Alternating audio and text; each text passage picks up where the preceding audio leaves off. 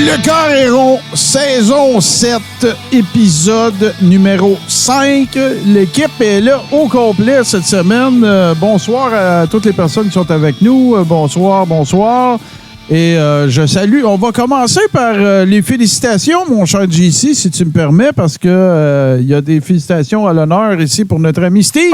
Je t'en prie, je suis tout plein d'admiration. Absolument. Alors, Steve n'était pas des nôtres la semaine dernière parce que, tel qu'on vous l'expliquait, Steve était en lice au gala Hebdo-Québec pour des différents prix qu'on va lui laisser le soin de nous expliquer.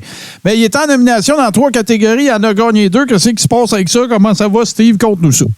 Ça va super bien. Merci, boys. J'apprécie beaucoup. Dans le fond, c'est très, très simple. Le gala Hebdo-Québec, c'est pour tous les hebdos de la province du Québec. Chaque journaliste a le droit de soumettre 3 textes. Moi, dans mon cas, j'ai remporté 2 des 3 prix que je pouvais remporter. Puis quand je dis remporter, là, c'est des premières positions, c'est pas des deuxièmes ou des troisièmes. Oui, Steve, on sait que ça veut dire remporter. C'est ça. Puis moi, les boys, là, j'ai le syndrome de l'imposteur parce que j'ai pas étudié en communication ou quoi que ce soit. Moi, là, pour vrai, je suis soudeur de formation. J'ai un DEP en soudure. Puis à un moment donné, dans ma vie, il est arrivé certaines choses, puis j'ai décidé de me donner une chance de faire ce que je voulais faire. Tu sais, dans la vie, là, quand le cadran sonne à 6 heures le matin, je connais pas grand monde qui sont contents parce qu'ils s'en vont travailler. Puis moi, j'avais le goût d'être content d'aller travailler. Fait que j'ai pris les mesures nécessaires pour arriver à aimer ce que je faisais. Donc, ça a été un changement de carrière. Puis ça m'a amené à être tellement... avoir le sentiment d'imposteur que tu travailles tout le temps plus fort que tout le monde. Mm-hmm. Parce que tu veux prouver que tu as ta place. Puis, écoute, la semaine passée, ça a confirmé que finalement, j'ai encore ma place. Ben, dans le fond, tu as fait le choix de ne plus travailler. Parce que quand tu fais ce que tu aimes. Quand tu fais ce que tu aimes, tu ne travailles jamais. Moi, ça fait 12 ans que je suis à la retraite. Ben, c'est ça. Moi, je compatis pas mal avec toi parce que c'est un peu ça, même affaire. Moi, j'ai arrêté de travailler en 2016. Là. Je fais juste ce que j'aime. Puis, écoute, en même temps que tu dis ça, puis évidemment, on te félicite, mon cher Steve, amplement mérité, puis bravo à toi. D'autant qu'en plus, toi, t'as fait une petite escapade aussi dans un autre domaine, puis t'es revenu, fait que ça doit être d'autant plus satisfaisant. Je pense que c'est venu juste confirmer que ma place est là. Bon, fait qu'arrête de niaiser, là. Fais des podcasts avec nous autres, reste journaliste. Oui. Là, on va régler un autre. Fait grosse semaine de médias, là, parce que là, Steve, ça fait longtemps, nous autres, qu'on était au courant. Tu nous avais parlé, puis tout ça, mais parle-nous de Voleurs en série, là, parce que là, c'est parti. Là, toi, tu étais dans le 3e épisode, je pense, puis là, ça a été diffusé. Là. Parle-nous de ça un peu. Là. Oui, bien, Voleurs en série, c'est une série télé qui est diffusée le vendredi à 20h au Canal D. Moi, j'avais été approché il y a 1 an pour participer à ça. Voleurs en série, pour vous résumer un peu, c'est des crimes répétitifs qui se sont passés au Québec depuis les années 90. Puis même que dans l'épisode 2, je vous encourage à l'écouter, ils ont réussi à prouver que les gars qui ont arrêté en 2015-2016 avaient fait le même genre de vol dans les années 80.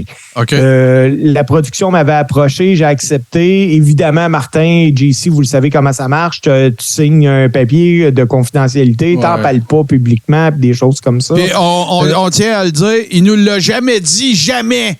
Bon. Jamais. non, c'est vrai, il ne l'a jamais dit, c'est vrai. Ça a été l'histoire de James Patry et Liane Miller. C'est des voleurs qui ont sévi à de multiples reprises.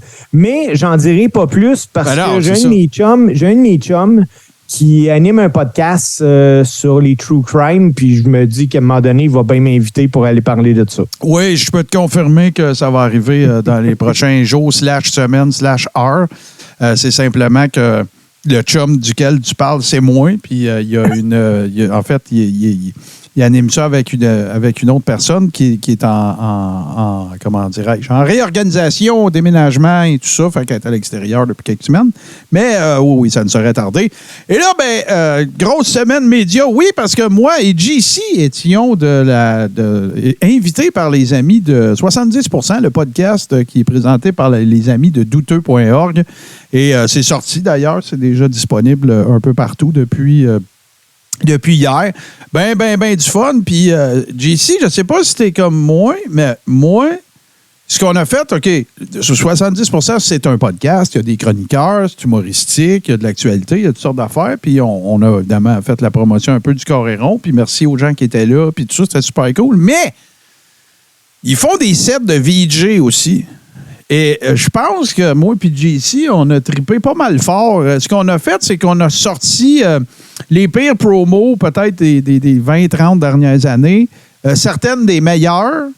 Puis, on a regardé des brunchs à Pat Patterson, on a regardé un paquet d'affaires. Moi, j'ai trippé comme un petit fou. J'ai vraiment adoré ça. Toi, JC, comment t'as trouvé ça? Écoute, c'était une expérience incroyable. Puis c'était le fun parce que le public était dedans aussi, le public sur place. Oui, c'est ça. Ben oui, exactement. Il embarquait, il posait des questions, puis il réagissait. C'était super le fun. Ouais. C'était une super belle soirée.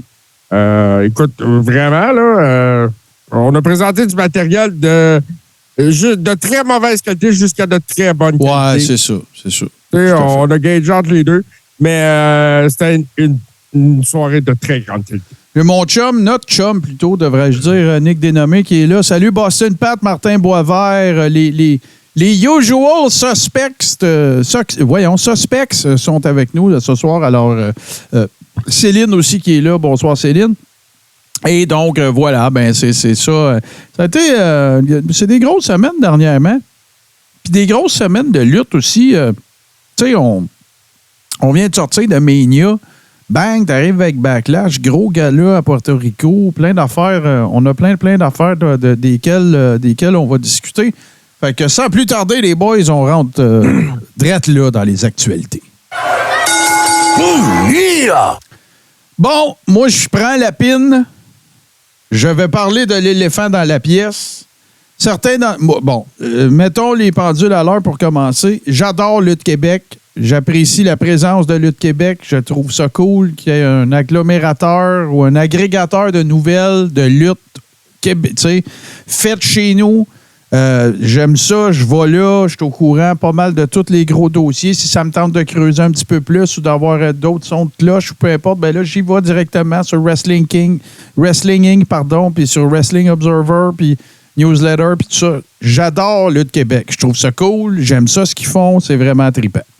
J'ai déjà mentionné le fait que des fois, je trouvais que je faisais des lectures qui me semblaient, et je dis ça en tout respect, mais un peu cringe. Il y a un beef qui existe, qui est palpable, qui est avoué, qui n'est pas caché, entre Pat Laprade et Jacques Rougeau. Je pense pas de révéler de grands secrets en affirmant ça ici. Il y a eu évidemment... Puis je comprenais certaines des questions de Pat Laprade à l'époque qui questionnaient un peu le sens de la démarche de Lutte Académie de Jacques Rougeau. Est-ce que ce qu'il promet, ça va se produire? Est-ce qu'il parle à travers son chapeau? Est-ce que ce sont des promesses en l'air et tout ça? Et forcé d'admettre que tout ce que Jacques avait spécifié pas mal à la lettre s'est passé. Tu sais, les gars, je pense qu'il y a un consensus entre nous trois, là, même pour avoir reçu Jacques aussi, qui est venu nous en parler. Écoute, moi, Martin, si tu me permets d'intervenir là-dessus. Oui, on a eu Sexy Eddie qui est venu, puis on en a parlé avec lui aussi, qui a confirmé, puis il était là, lui. Oui, tout à fait. Il était là backstage. Écoute, tout ce qui avait été promis a été livré. Fait ça, nous autres, on en a parlé dans le show. C'est notre job de commenter l'actualité de la lutte en général, puis particulièrement au Québec. Puis ça, ben, ça en a fait partie. Quand ça en a fait partie, on en a parlé.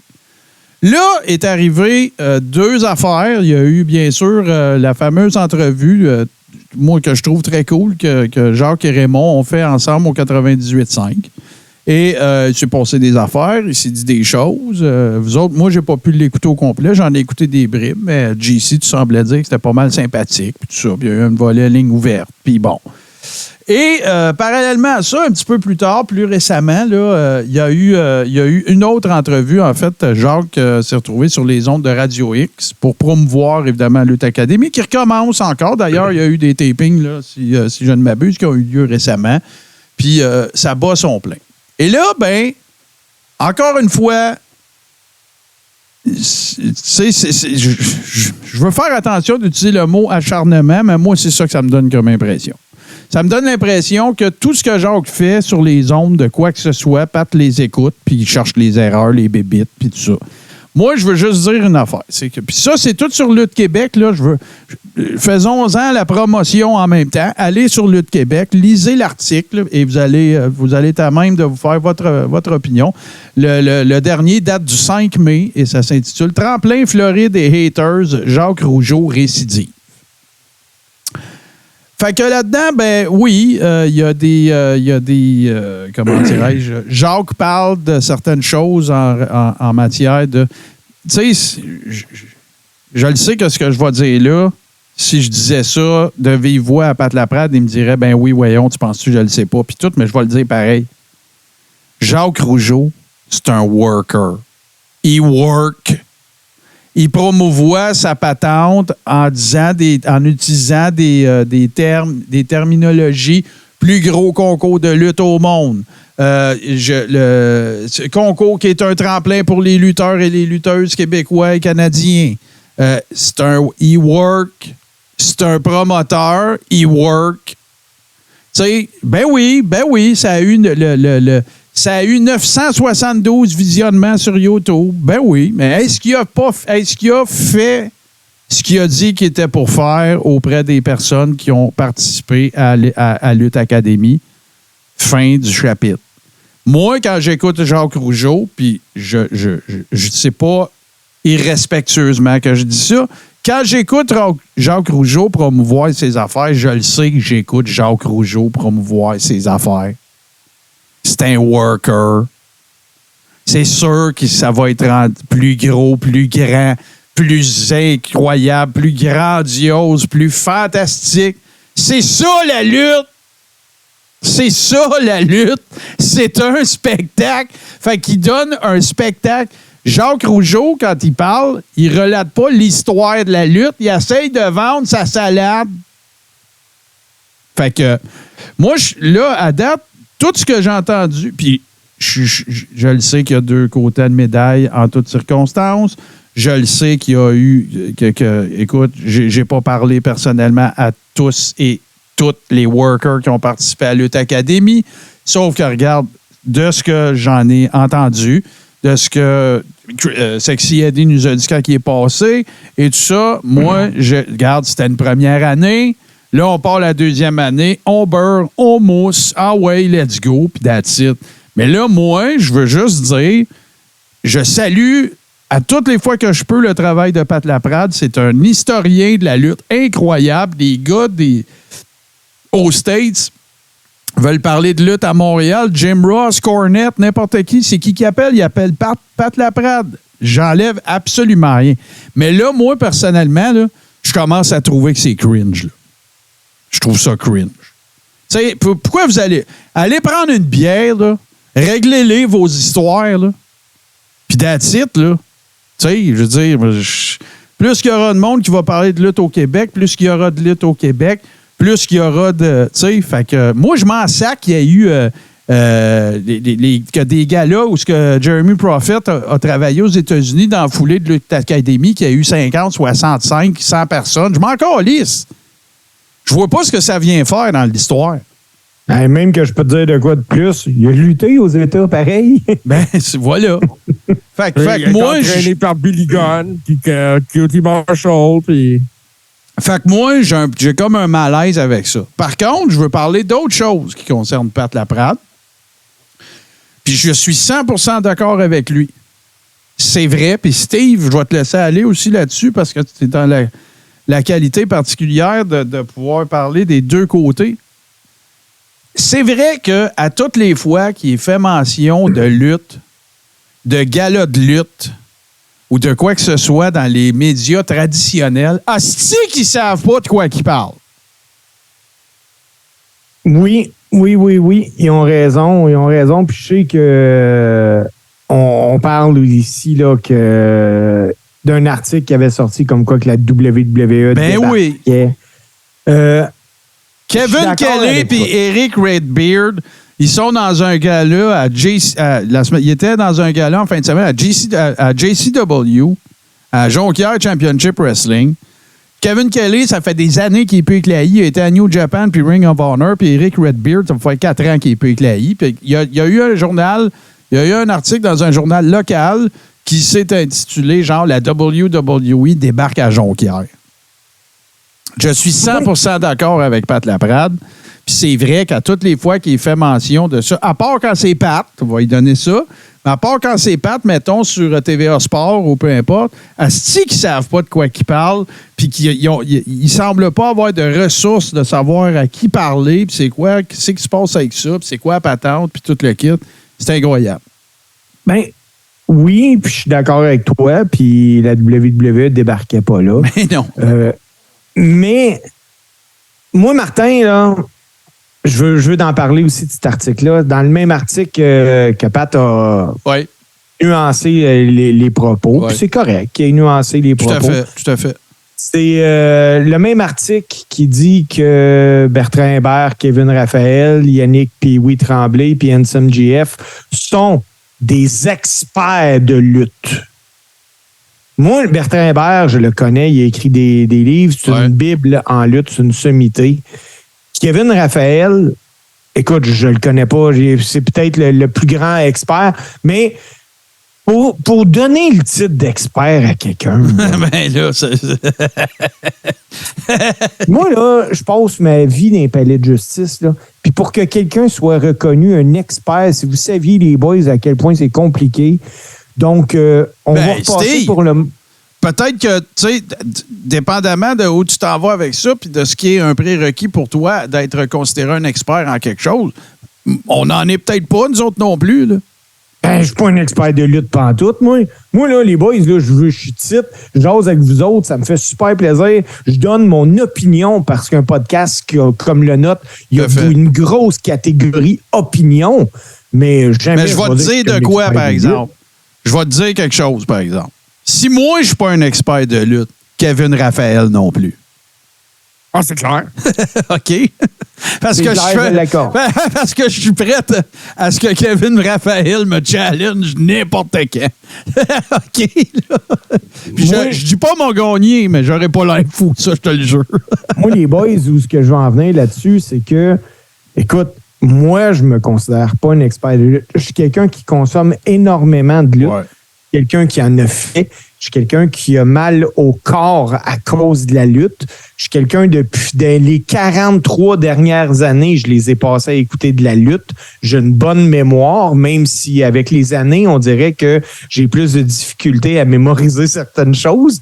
Mais de là à dire que je suis un expert, non. Mais là, quand tu commences ton match avec un international, ça, tu t'en rappelles, là? Oui, il n'y a pas de problème. Mais tu sais, de là à m'auto-proclamer un expert de lutte, non, jamais... mais de toute façon, tu sais, c'est... Faudrait pas non plus... Je dis pas que c'est le cas, j'accuse personne de rien, mais tu sais, moi, ce que je pense, là, par rapport à tout ce que tu viens de dire là, ce qu'on a dit, ce que JC a dit tantôt, moi, ce que je pense... c'est que c'est pas bien grave, la notion expert, pas expert, puis tout ça. C'est pas bien grave. Moi, je pense que plus qu'il va y avoir de gens qui vont être considérés comme des experts de lutte, plus ça va vouloir dire qu'il y a du monde qui regarde et qui consomme le produit qu'est la lutte, que ce soit la AEW, les Fed Indie du Québec, la lutte indépendante, New Japan, n'importe quoi. Moi, je trouve que ça va juste faire en sorte que la lutte, entre guillemets, va mieux se porter. Puis je pense pas... Je soumets très respectueusement que je pense pas que c'est une bonne idée qu'il y ait de l'élitisme dans la lutte au Québec. Moi, je pense que plus qu'on est à parler de lutte, mieux ça va être pour la lutte à la fin de la journée. That's it, that's all. Sauf que quand je vois des affaires qui me chatouillent un peu, que je trouve un petit peu malaisant, ben moi, je pense que tout le monde me connaît assez pour savoir que je vais y dire. Fait que je l'ai fait. Ben oui. Puis, tu sais, quitte à me faire lancer des roches ou quoi que ce soit, je pense que je vais l'assumer. Je vais l'assumer à soir, les boys. c'est vrai que le titre était trompeur. Pat a excessivement raison. Mais le promoteur, là, lui qui n'a pas été contacté nécessairement à C'est propos pas mieux de ça. non plus. Non. Puis là, il voit l'article sortir, la WWE débarque à Jonquière, puis tout. À part que dans sa tête, il fait comme, qu'est-ce que c'est ça? Il est pas fou, le gars, ici, qui va vendre plus de billets. Ben, c'est bien sûr. Ben oui, c'est clair. Puis c'est le but. Quand Jim Ross se promenait dans les quincailleries en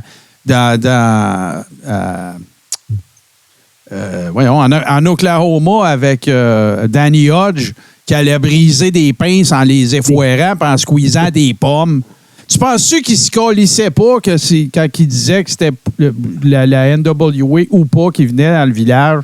Ben non, regarde, lui, il voulait remplir l'aréna puis that's it. C'est la même affaire avec Jacques, c'est la même affaire que la WWE à Jonquière. C'est vrai que là, on est dans une ère moderne où ce que tout est accessible, puis tout, un journaliste qui fait sa job, ça prend 2 secondes de savoir qu'Eric Redbeard n'est plus à WWE puis Kevin Kelly non plus.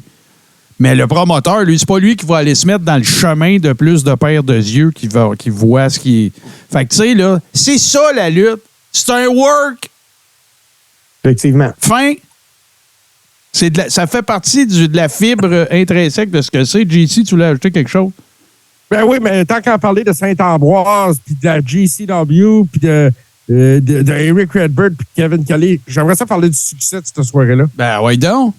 Écoute, ça a été une soirée de lutte solide. Moi, j'ai parlé avec ben du monde qui était là, dans le public, puis des gars qui ont worké sur le show. Puis, premièrement, c'était une Christie de belle grande salle. C'était dans l'aréna Robert Gartin, si je ne me trompe pas. Non, Robert Gartin, c'était à Gatineau. Ouais, c'est pas là. C'est Marcel quelque chose, je me souviens pas, là, mais... Ouais, en tout cas, je suis désolé pour le nom de l'aréna. Bon. Mais c'était quand même presque sold out. Je voulais donner un gros shout-out à mon chum Big Fat Seb, Sébastien Jacques, qui a fait une entrée rutilante sur sa Harley Davidson jusqu'au ring. Puis attends, je veux juste checker quelque chose là, pour faire sûr. Big Fat Seb, là, c'est pas un lutteur de la WWE, ça. Hein? Non. OK, je voulais juste vérifier. Je voulais juste vérifier pour être sûr. Ouais. Puis après avoir fait une entrée sur sa rutilante Harley Davidson, puis il a gagné son combat. Puis après avoir gagné son combat, il a fait la grande demande à sa copine sur le ring devant tout le monde. Non, toi, c'est l'Arena. On va régler l'histoire d'Arena parce que là, tout le monde s'arrache la face avec ça. Là. C'est Marcel Claveau, bon. Bon, on sait c'est quoi le nom de l'Arena. Et la demoiselle a naturellement dit oui. Donc, je veux féliciter les tourtereaux qui vont convoler en juste noces. Là, ça va-tu être toi le célébrant de ça, JC? Je pense pas, non. Ça aurait été hot qu'elle dise non et qu'elle l'assomme avec une chaise. Bon, tu fais ça en angle. Ben oui, parle-moi de ça. Vraiment très, très cool. Non, mais c'était le fun de voir ça, les vidéos de Saint-Ambroise puis tout ça. Écoute, il y a plein de monde. Tu sais, bon, la lutte au Québec, elle va bien présentement. Elle va même mieux que la lutte aux États-Unis parce que les boys aux États-Unis, très bientôt, à partir du 17 juin, le samedi, il y aura une émission qui va s'appeler Collision, présentée par la AEW. Et pour Collision, présentement, sont en négociation. Il y a un nom qui a été soumis comme adversaire à CM Punk. Puis je parle de Chris Jericho. Puis Punk a dit non. Ouais, ben, on va en parler de ça parce que avant qu'on parle de Collision, il faut parler de. On en a parlé un peu les dernières semaines, là, l'espèce de retour de CM Punk, puis que lui, il a eu la brillante idée de se présenter un gala de la I à Chicago, puis qu'il s'est fait me demander de sacrer son camp, puis blablabla. Mais il y a du gros cash qui s'en vient pour la AEW, puis moi, je suis content de ça. Parce que le réseau Warner Brothers, c'est lui qui acquérit, en fait, les droits de télévision des produits de la AEW. C'est la raison pour laquelle Dark et Dark Elevation ne sont plus sur YouTube. C'est parce qu'ils veulent avoir l'exclusivité de ça. Ça se produit également dans la foulée d'un gros gala qui s'en vient à Wembley Stadium au mois d'août. Mais préalablement à ça, il va en avoir un autre à Boston. Écoute, la machine semble vouloir s'ouvrir et moi, je trouve que c'est de bon augure, même si je ne trippe pas particulièrement plus qu'il faut sur le produit de la AEW. Je suis content parce que c'est important qu'il y ait un adversaire en santé pour la WWE, pour plein de raisons, pour le produit à TV, pour les fans, pour les workers aussi. Ça leur fait une place où aller. Maintenant, il reste à voir ce que ça va donner, là, on s'entend, là, parce que là, oui, Martin, là. attends un peu, Steve, je te vois la tête virée, puis tout, là, fais juste me laisser finir. Là. Parce que les montants dont il est question tourneraient autour de montants similaires à ce que SmackDown avait obtenu de Fox. C'est-à-dire 5 ans, 200 millions par année, un beau gros deal, juicy d'1 milliard. Moi, je suis content pour la AEW, je suis content pour tout le monde. Mais ça vaut pas ça. c'est ça que j'ai envie de dire. Là. C'est pas vrai que ça vaut ça. Puis SmackDown valait pas ça non plus.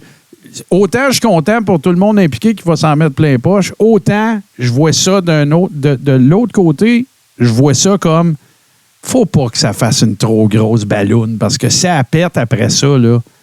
J'espère que ça ne fera pas reculer, pas la WWE. La WWE n'a aucun problème financier à l'horizon, mais un adversaire valable, parce que, écoute, là, c'est du gros, de la grosse argent, là.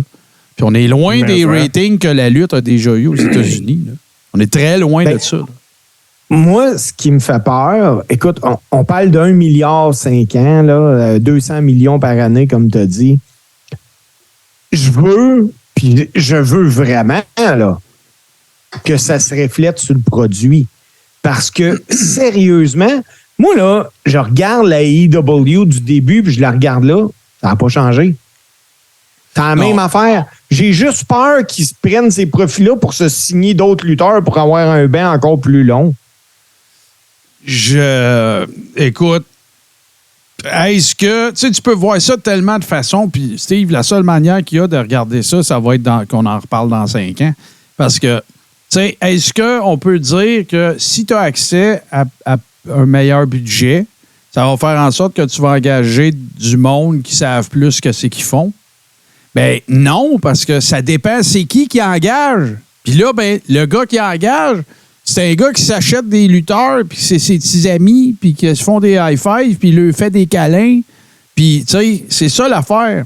Tu sais, Tony Khan, j'y enlève rien, puis, tu sais, je veux dire, ça a l'air de marcher, ses affaires. Il a pas juste fait des mauvais shots, Tony Khan.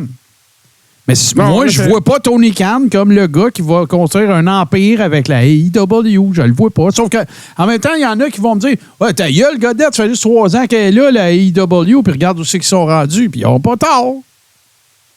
Non. Fait que moi, ça me laisse très perplexe. Honnêtement, ça me laisse pas mal perplexe. Là, l'autre affaire, ben, j'aime bien les Four Pillars. J'aime bien toute cette storyline-là, puis toute la kit. Je suis pas mal à jour là-dessus. Sauf que là, ben oui, la majorité du buzz qui est construit autour de AEW Collision, c'est avec CM Punk. Ça va être à Chicago, blablabla. On sait tout ça, là. Mais, tu sais, il reste pareil que tu te ramasses quand même avec, tes 2 main eventers. Il y en a un qui a 46, puis l'autre, genre 52, là. Oui, ça va bien, hein. Puis je leur enlève rien là, aux 2 gars. Là. Moi, j'ai rien à dire contre Jericho. Là. Sauf que c'est parce que c'est juste la mathématique de la chose, c'est que Jericho ne pourra pas encore faire ça pendant 5 ans. Là. Jericho va avoir fini sa run avant que le contrat d'1 milliard soit fini. S'il se blesse pas. Moi aussi. Je le souhaite. Hey, une autre nouvelle, les boys, que je sais pas si vous avez vu passer. Il y a un gros show de lutte en préparation. C'est le promoteur puis agent Rick Bassman qui est en arrière de tout ça un peu, qui va se dérouler en Israël au mois de septembre prochain. Puis pourquoi que j'en parle, c'est que là, ils sont en négociation parce qu'un des combats pourrait mettre aux prises Sting contre Bill Goldberg. Ben oui, c'est sûr. Bill Goldberg, son héritage juif et tout ça, c'est sûr et certain que, tu sais, il s'en est... Puis c'est bien correct. Puis, je m'en sac de Goldberg. C'est ça le problème. Il n'y a plus d'intérêt autour de ce gars-là. Ça fait longtemps. J'espère juste qu'il ne s'auto-commotionnera pas. Il est dangereux pour lui-même. Ben, puis pour les autres aussi, là, tu demanderas ça à Taker. Tu demanderas ça à Taker. Non. J'espère que. Écoute, c'est rare que je sois ça, mais j'espère que le gala n'aura pas lieu. Puis c'est simple de même, là.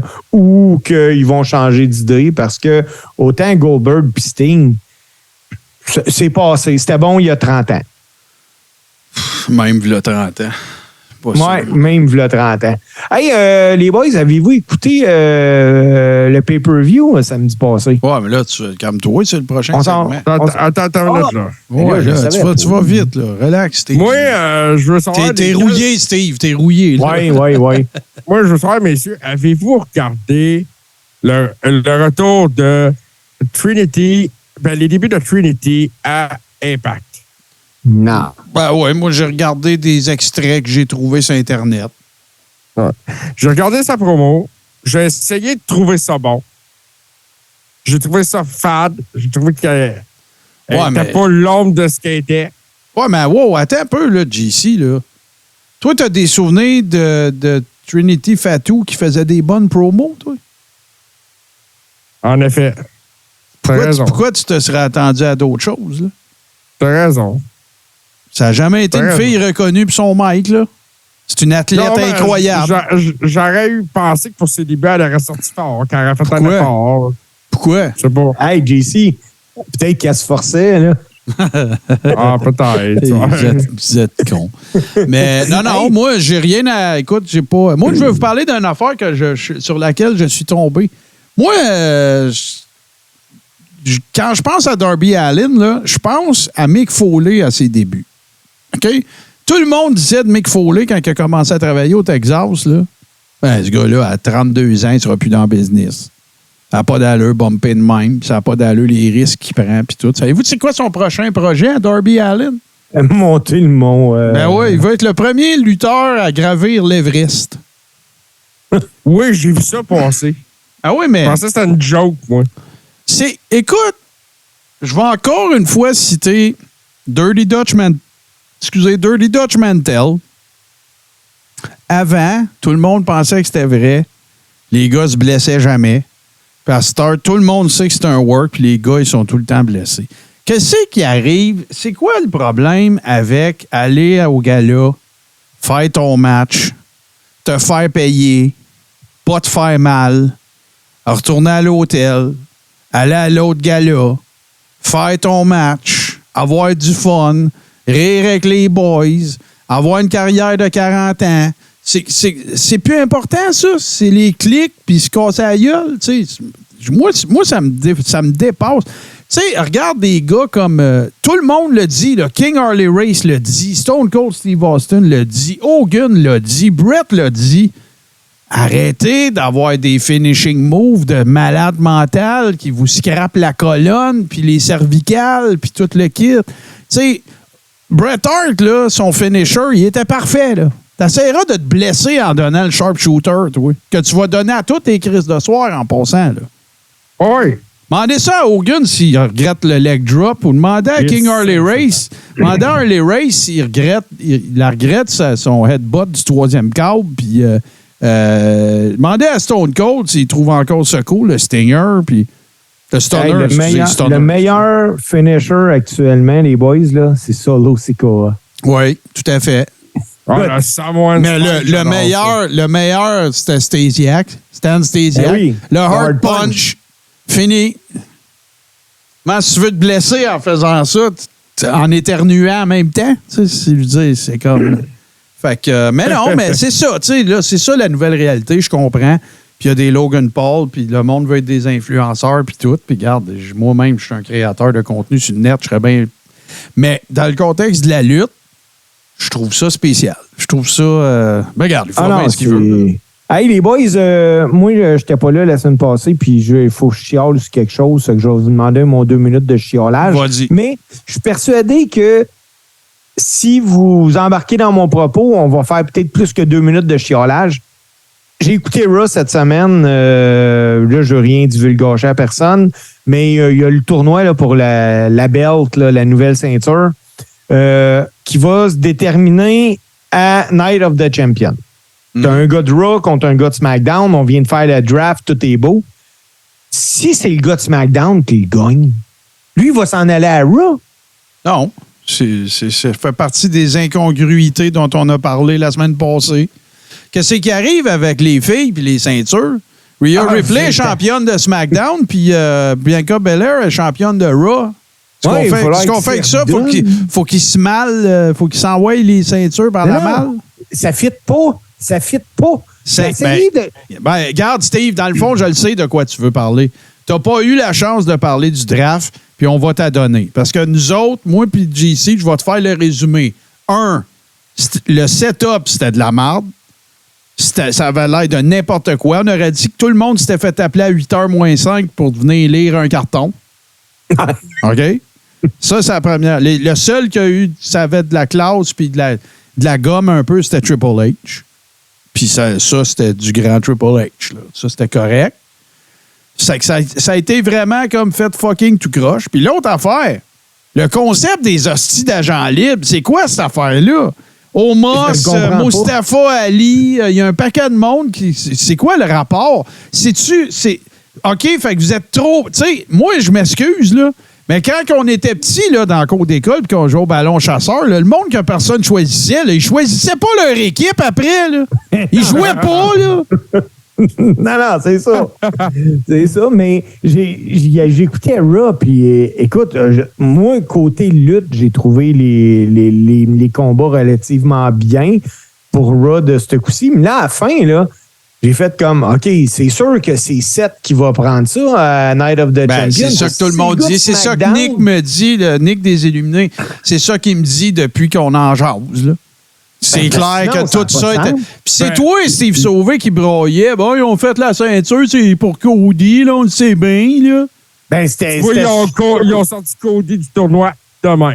Oui, mais tu sais, il va revenir, là. Ça, il n'y a pas de trouble. Mais, tu sais, moi, c'est juste que là, tu mets une ceinture pour qu'elle aille à Raw, puis je le comprends parce que Roman est à SmackDown, mais prends-moi pas pour un maillet en me disant que ça se peut que la ceinture s'en aille à SmackDown.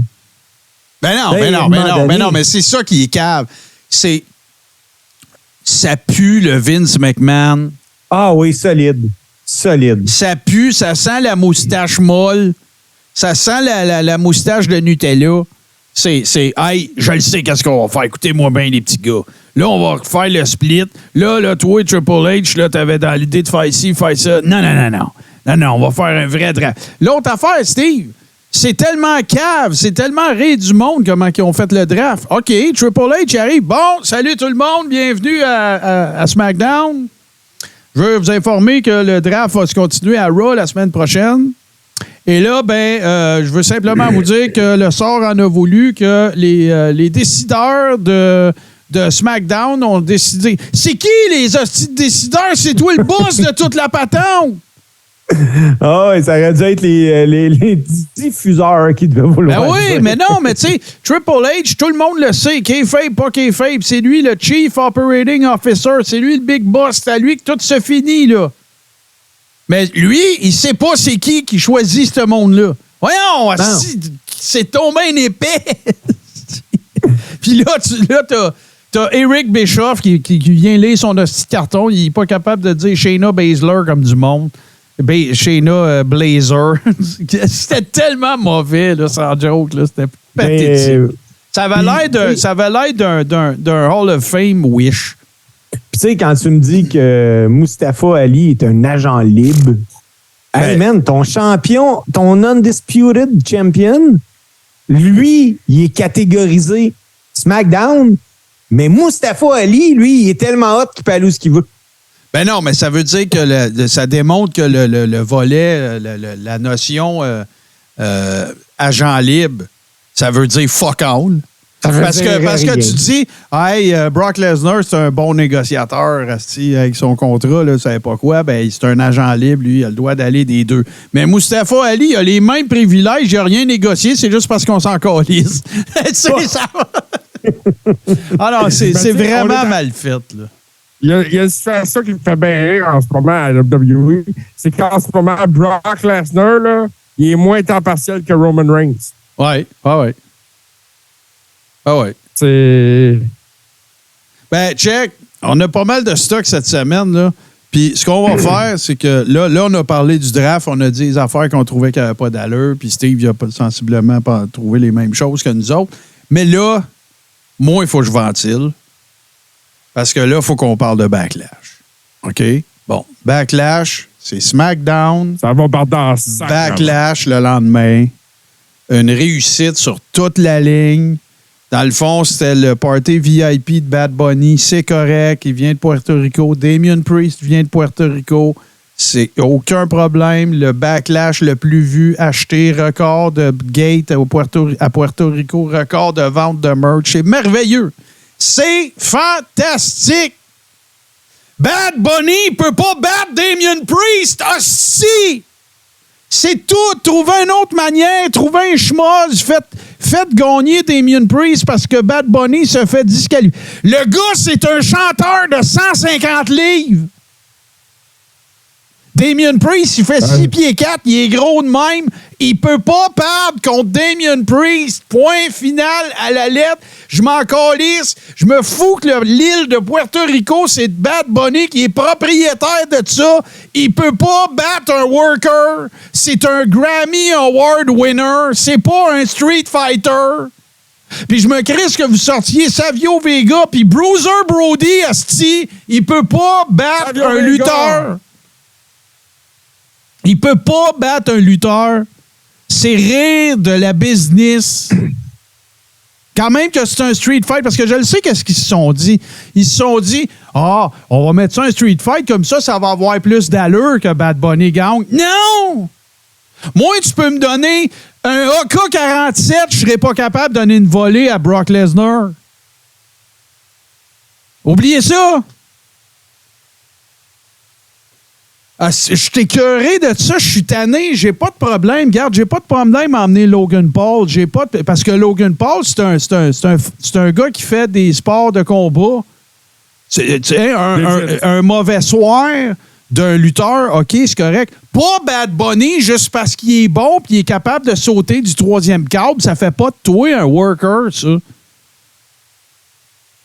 Moi, ça me manque. Steve, t'es un worker. Toi, ça te fait pas chier, ça? Ben oui, on va pogner Francis Martin. On va te booker d'un gars-là avec Steve Street Fight, puis il va te battre. Moi, là, où j'ai le plus de difficultés là-dedans, pour vrai, les boys, là, on a vu du grand Damien Priest. Oui. Depuis un coup. Oui. Il donne des méchantes belles performances. Puis là, à cause de tout ça, il y a des gars qui vont dire hey, tu peux pas me faire perdre contre lui. Là. Exactement. C'était quoi? Hey, vraiment ils l'ont dommage. mis dans le tournoi pour la belt de Raw. Là. C'est quoi, tu penses, les choses? Fait que comment tu vas justifier ouais, Damien Priest, on va lui donner un bon push, là? Ben, tu feras ça l'année prochaine. Ben, c'est fini. Non, lâche-moi, Martin Boisvert. Martin, c'est un spectacle. Là. Je le sais que c'est un spectacle. Il y a juste des affaires. Il existe une étiquette dans ce monde-là que tu ne peux pas. Ça s'appelle le respect de la business, le respect du monde qui était là avant toi. Le respect de ceux qui ont bâti cette business-là qui permet à Bad Bunny de le vivre son calice de rêve. Bad Bunny, là, s'il tripait tellement sur ce business-là, il n'aurait jamais dû accepter de gagner. Ça prouve qu'il ne connaît pas ce business-là. Ben, surtout que lui, ça lui donne pas rien. la business. Puis Lui, ça lui donne rien. Fuck all! Le seul résultat concret de cette opération-là, là, c'est que Damien Priest il retourne en bas de l'échelle. Puis là, vous allez me dire, ben oui, mais Martin, c'est un work, calme-toi. Je le sais que c'est un work. C'est pas ça le point. Le point, c'est que tu peux pas faire battre personne à Damien Priest en ce moment. Ah ouais, il va perdre contre un chanteur de rap, mais il va me battre moi. Fait que je dis pas que Bad Bunny n'a pas fait un bon show. J'ai rien contre tout ce qui s'est passé, les amis. Là. Il peut pas gagner. Fin. Puis il y aurait eu des façons plus créatives de faire ça, qui n'auraient pas qui n'auraient pas donné l'air à Bad Bunny d'être un maillet, puis qui n'auraient pas fait redescendre Damien Priest en bas de l'échelle. Lâchez-moi, c'est un show. Là. C'est pas parce que c'est un show que tu peux crisser aux poubelles l'étiquette de cette business-là. Fin. Mais là, tu parles de Bad Bunny, là, puis de Damien Priest. Faut que je ventile, c'est une autre affaire. Vas-y, ventile, puis après ça, on va faire la carte, là. C'est quoi l'affaire avec Omas, là? C'est un jobber de 7 pieds 3, 450 livres. c'est un Giant Gonzalez, les gars. Tu prends tout, c'est ça le pire. Hey, il n'aurait jamais fait jobber Gonzalez de même. Attends, Nick, il vient de le dire, là. C'est comme si tu bookes Dolly Parton contre Rhea Ripley puis Dolly Parton à Gaunt. Moi, il n'y a pas tant de différence. On continue, mais Omas, regardez, envoyez-les chez eux. Là. Arrêtez de niaiser avec ça. Là. Ça n'a pas de bon sens. Là. C'est un jobber, jobber de 7 pieds 3, 450 livres. Si vous ne savez pas comment booker Omas, là, envoyez-les à NXT. Faites d'autres choses. Là. C'est que là, le problème pour Omas, c'est... Écoute, le gars, là, en 2 pay-per-view back-à-back, il a fait des jobs. Oui, puis c'est parce que je le sais, c'est quoi leur stratégie. Ils vont dire, ben non, personne ne va pouvoir dire qu'il a jobé. C'est Brock Lesnar et Seth Rollins. Tu comprends? C'est pas jobber perdre contre ces gars-là. Mais ces 3 derniers pay-per-view, il n'a rien gagné. C'était Braun Strowman à Crown Jewel l'année passée. Après ça, il y a eu WrestleMania contre Brock. Puis après ça, il y a eu il vient d'avoir un backlash contre Seth Rollins. Un combat, pas de build-up, pas de promotion. Ça sort ça out of nowhere. Moi, te le dire d'où ça sort. À rien. Ça sortait de la moustache en Nutella. Ah, ça, c'est sûr. Ça, c'est sûr. Fait que là, c'est pas dur. Là. Il reste juste une solution, les boys. Là. Il y en a une moins longue que l'autre. La solution numéro 1, c'est que tu recommences à 0 avec Omas, puis tu le fais défoncer du monde pendant 6 mois. OK? Il n'y a rien à faire contre Omas. Personne ne peut gagner. Faut que tu le fasses disparaître une couple de mois. Ou bien donc, il y en a 2 solutions. La première, c'est que tu repars à 0, puis tu le fais des handicap matchs à tous les 2 semaines, puis tu fais ça des semaines et des semaines et des gardes. Rappelle-toi Veer Mahan, là, machin, là, c'était ça. Là. OK?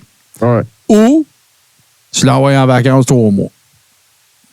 Surtout que, tu sais, t'as MVP qui est là, tout le kit. T'aurais pu te servir de MVP pour... Un schmoz, fais gagner 7 sur un DQ, count out, whatever. Bouquez-les comme un... OK, si vous êtes pour en faire un jobber, faites-en un chicken shit heel. D'abord, faites-les tricher, tu sais, quelque chose, là.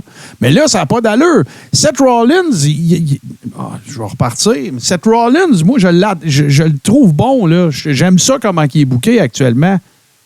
Mais là, je vais vous le dire, là. Qu'est-ce qu'il faut que vous fassiez, là? Faut que vous pogniez Carlito, OK? Faut que vous l'assoyiez dans un bureau, puis vous lui demandiez c'est qui son pusher, puis c'est qui fournit ses vitamines, puis il faut que vous donniez ça à Shinsuke Nakamura, Seth Rollins, puis Dominic Mysterio. Faut qu'il aille voir le même gars que Carlito. Il a de la ranchée, Carlito, hein? En tout cas, il mange ses alphabets, lui, en tout cas. Sacrément, oui. Lui, il met quoi dans ses pommes? Ouais, c'est ça, là. Mais anyway. Mais c'est ça. Il faut que vous fassiez quelque chose avec Omas, là, parce que c'est complètement ridicule. C'est une farce, là. C'est une joke, là. C'est risible, là. Puis, je le sais, c'est quoi? Ils vont se dire, ben non, c'est pas grave, on peut faire ce qu'on veut, parce que c'est contre Seth Rollins, puis c'est contre Brock Lesnar. Personne ne va dire qu'il a jobé. Ben oui, mais c'est parce que les seuls autres matchs dans lesquels on le voit, c'est que c'est du monde qui job contre lui. Fait que là, c'est noir ou blanc tout le temps. Il défonce quelqu'un ou il perd.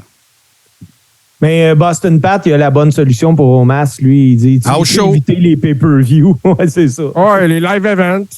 Ouais, c'est une attraction de live event. C'est ça. Hey, mais là, les boys, là, parce que on va faire la carte, là. Il faut faire la carte. Oui. Je veux en parler. Premièrement, on a encore eu un kick-off qui était rien, fait que je ne veux pas en parler. Écouté. Mais le show commence avec Bianca Belair contre Io Sky. Hey, sérieux, ils ont fait un maudit bon match. Ben, pour moi, c'est pas mal le match de la soirée. Oui, vraiment. Puis Io Sky, tu vois qu'elle forçait Bianca à être encore meilleure que d'habitude parce que c'est une maudine de bonne worker, Io Sky, là, trompez-vous pas. Avant qu'on parle de la soirée, là, faut parler de la réelle vedette de la soirée, là. La foule, man. Ah, ben oui. Écoute. Ah, ça, j'ai vu plein de vidéos, c'est complètement malade. Je vous le dis, là, si vous avez le network aussi, peu importe où est-ce que vous vous procurez votre contenu de lutte, là, mais Backlash 2023 vaut la peine d'être regardé juste pour les pop. Le pop de Savio Vega. Le pop de Savio Vega, c'est le plus gros pop que j'ai entendu en 2023. C'est électrique. Puis il est même pas dans le ring, là. Il est dans le locker. Mais le pire, là, OK, là, traitez-moi de mon oncle si vous voulez, je m'en fous. Le vidéo le plus vu, l'extrait vidéo le plus vu de Backlash, c'est Wade Barrett sur la plage. C'est ça, Martin. Hey, mais toi, Steve, là, je pensais à toi quand je le regardais. J'étais bien évaché, bien tranquille. J'ai écouté ça. Je l'ai parti un peu en retard. Tu sais, je ne l'ai pas regardé à partir de 8. Là. Je pense que je l'ai parti à 9h et quelques. Ah. Le one-hand lift, là, ben, tu sais, quand elle a fait le press slam, là, elle a failli le botcher. Ouais. Mais Elle l'a botché. Ah oui, c'est un botch, mais récupéré les dernières secondes. Là. Oui, mais hey, sérieux, là, une seconde, j'ai fait comme hey, je me rappelle, j'ai gueulé. Ma blonde, elle me dit maudit Mark. Je dis non, c'est pas une question d'être Mark. Non. Moi aussi, j'ai fait comme. Ah non, ils ont évité la catastrophe là-dessus, là, pareil, là. Non, c'est un botch, c'est sûr, c'est un botch, aucune erreur là. Mais quel match, quelle foule, quelle ambiance survoltée. En plus, c'est pas super gros l'aréna où ce qui était, puis la crowd est vraiment proche. Et oui, pour ceux qui se posent la question, le Green Shirt Guy était là. Oui. Il était là, fidèle au poste. Puis là, pour les autres qui vont se poser des questions, là, je veux régler un point tout de suite. Là. Moi, là, quand j'entends un commentateur, là, au match Rhea Ripley contre, comment elle s'appelle? Zelina Vega. Zelina Vega.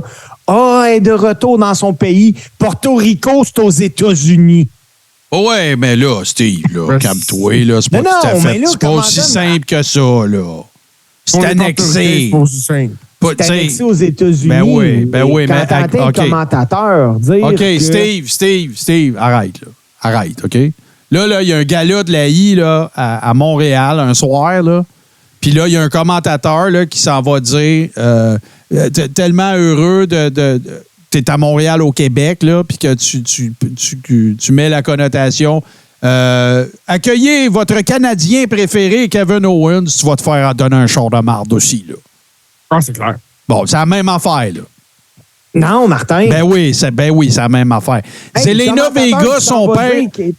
Vega, son père est portoricain. Il est décédé dans les attentats de 9/11. Ouais. Puis elle n'était pas retournée. Elle a maintenant encore des contacts avec sa famille à Porto Rico, mais comme lutteuse, elle n'avait jamais eu l'opportunité qu'elle a eue là. Là, Steve, là t'exagères. Martin, moi, c'est de me faire d'entendre et de retour dans son pays. Ben oui, c'est de la lutte, Steve. Hey, je veux bien, là. Puis surtout qu'il y présente venant du Bronx. Ben oui. Fait que ça te prouve que, regarde, c'était légitime qu'il dise ça. Moi, non. Là, tu chies sur un beau moment, là, que t'as pas raison. C'était vraiment un beau moment. Ben oui, mais c'est pas... Avec le drapeau. C'est aux États, c'est correct, Steve, je comprends. Mais t'as-tu vu bien des drapeaux des States assis dans l'aréna ce soir-là? Ouais, mais il n'y a pas eu de drapeau de States, mais il n'y a pas eu personne non plus qui a passé les douanes avec son passeport. T'as-tu vu Bad Bunny se mettre le drapeau des States sur les épaules quand il a battu Damien Priest? Je suis d'accord, Martin. Non, mais là, t'en mets. T'as-tu vu un lutteur aussi avoir besoin d'un passeport? Non. Ben oui, mais on s'en calisse s'ils en ont besoin d'un ou pas. Tu iras aux douanes la prochaine fois si tu veux pas voir les matchs, Steve. Voyons. Allô? Moi, j'ai pas aimé ça. Moi, je pense que Steve a eu sa livraison de mauvaise foi 2023. Oui. Ben oui, tu sais. Attends, je t'avais de pitcher des fleurs, là. Bon. Mais il reste quand même que moi, ce que je disais pour le match Zelina Vega contre Rhea Ripley, j'espérais qu'elle donne un bon match. J'ai la certitude que même Zelina, elle se disait ouais, je l'ai un peu trop échappé émotivement, là, parce que c'est un combat de lutte, là. Tu sais, je veux dire, tu peux pas, à tous les fois qu'il y a 2 secondes de break, tu peux pas broyer avec le Kodak d'en face, là. Faut que tu aies l'air d'être en maudit puis vouloir te battre. Ça, mais regarde, je comprends, c'est un moment émotif. Je commencerai pas à blaster là-dessus. Sauf que Aya donne un bon match, pareil. Puis je suis content parce que ça n'a pas duré trop longtemps et c'est ça qu'il fallait qu'il arrive. Il fallait que ça soit clair qu'elle n'avait aucune chance. Puis ils ont réussi à faire un beau moment pareil. Puis elle n'a pas eu aucune chance. Elle a donné son meilleur move à Rhea Ripley. Rhea Ripley a fait ça de même puis elle l'a battu. C'est ça qu'on voulait. Moi, je veux reparler une petite affaire, là, parce que là, on a parlé de Bianca, le match de Bianca, le match de Rhea. Les boys, puis là, vous pouvez me lancer des tomates si vous voulez. Depuis un certain bout, je pense que Rhea a tellement steppé up qu'il est rendu supérieur à Bianca. Moi, je suis pas d'accord. Lutte, là, côté lutte, écoute, c'est... Wow! Tu sais que la collision entre les deux, ça va arriver à WrestleMania probablement de l'année prochaine. Ah, ça va être incroyable. Moi, je suis pas d'accord avec toi pour deux raisons. La première raison, c'est Rhea, ça fait plus longtemps que... Bianca, ça fait plus longtemps que dans cette position-là que Rhea. On verra quand Rhea l'aura été aussi longtemps. OK? Ça, c'est la première. La deuxième, je suis pas prête à dire que Rhea est rendue supérieure à Bianca. Mais elle ne lui est certainement pas inférieure. C'est une autre façon de le dire, mais... je suis capable de vivre avec. Oui, mais il y a une différence entre les deux. Parce que Bianca, ça fait un an qu'elle a la belt. Ça fait un an qu'elle est over. Ça fait un an qu'elle vend de la merch. Ça fait un an que les petites filles veulent un câlin. Ça fait un an qu'elle le fait, là. Rhea, elle a la belt, ça fait un mois, là. Mais t'es-tu... OK, je te l'accorde, je suis capable de vivre avec. Toi, Martin, es-tu capable de vivre avec mon affirmation, puis JC aussi, que si on a à faire un top 2, même si on inclut Charlotte Flair, oui, je suis d'accord. on parle de Bianca puis de Rhea. Oui. Actuellement, oui, écoute, Becky n'est même pas là. Bayley n'est pas là. Ah non, Becky n'est pas là. Non. Ça, là, OK, ça, je vais le dire, là, traitez-moi de chauvin, misogyne, macho, je m'en fous. Là, faut qu'il y ait quelqu'un à WWE qui pogne Bayley, qui l'assoie dans un bureau, puis qui dise « Trouve-toi un autre styliste. » À Bayley? Chauvin, misogyne, macho. Hey, t'as-tu vu les culottes qu'elle avait? Oui, je les ai vues. Hey, savez-vous ce qu'elle avait aussi que personne n'a remarqué? On dirait que quelqu'un avait passé le weed eater dedans, là. Mais avez-vous vu ses cheveux à Bayley? Je vais pas là, moi. Je vais pas là. Okay. Je vais pas dans les cheveux. Non, c'était rasé en arrière, mais c'était marqué Sky dedans. Ah non, je n'ai pas remarqué.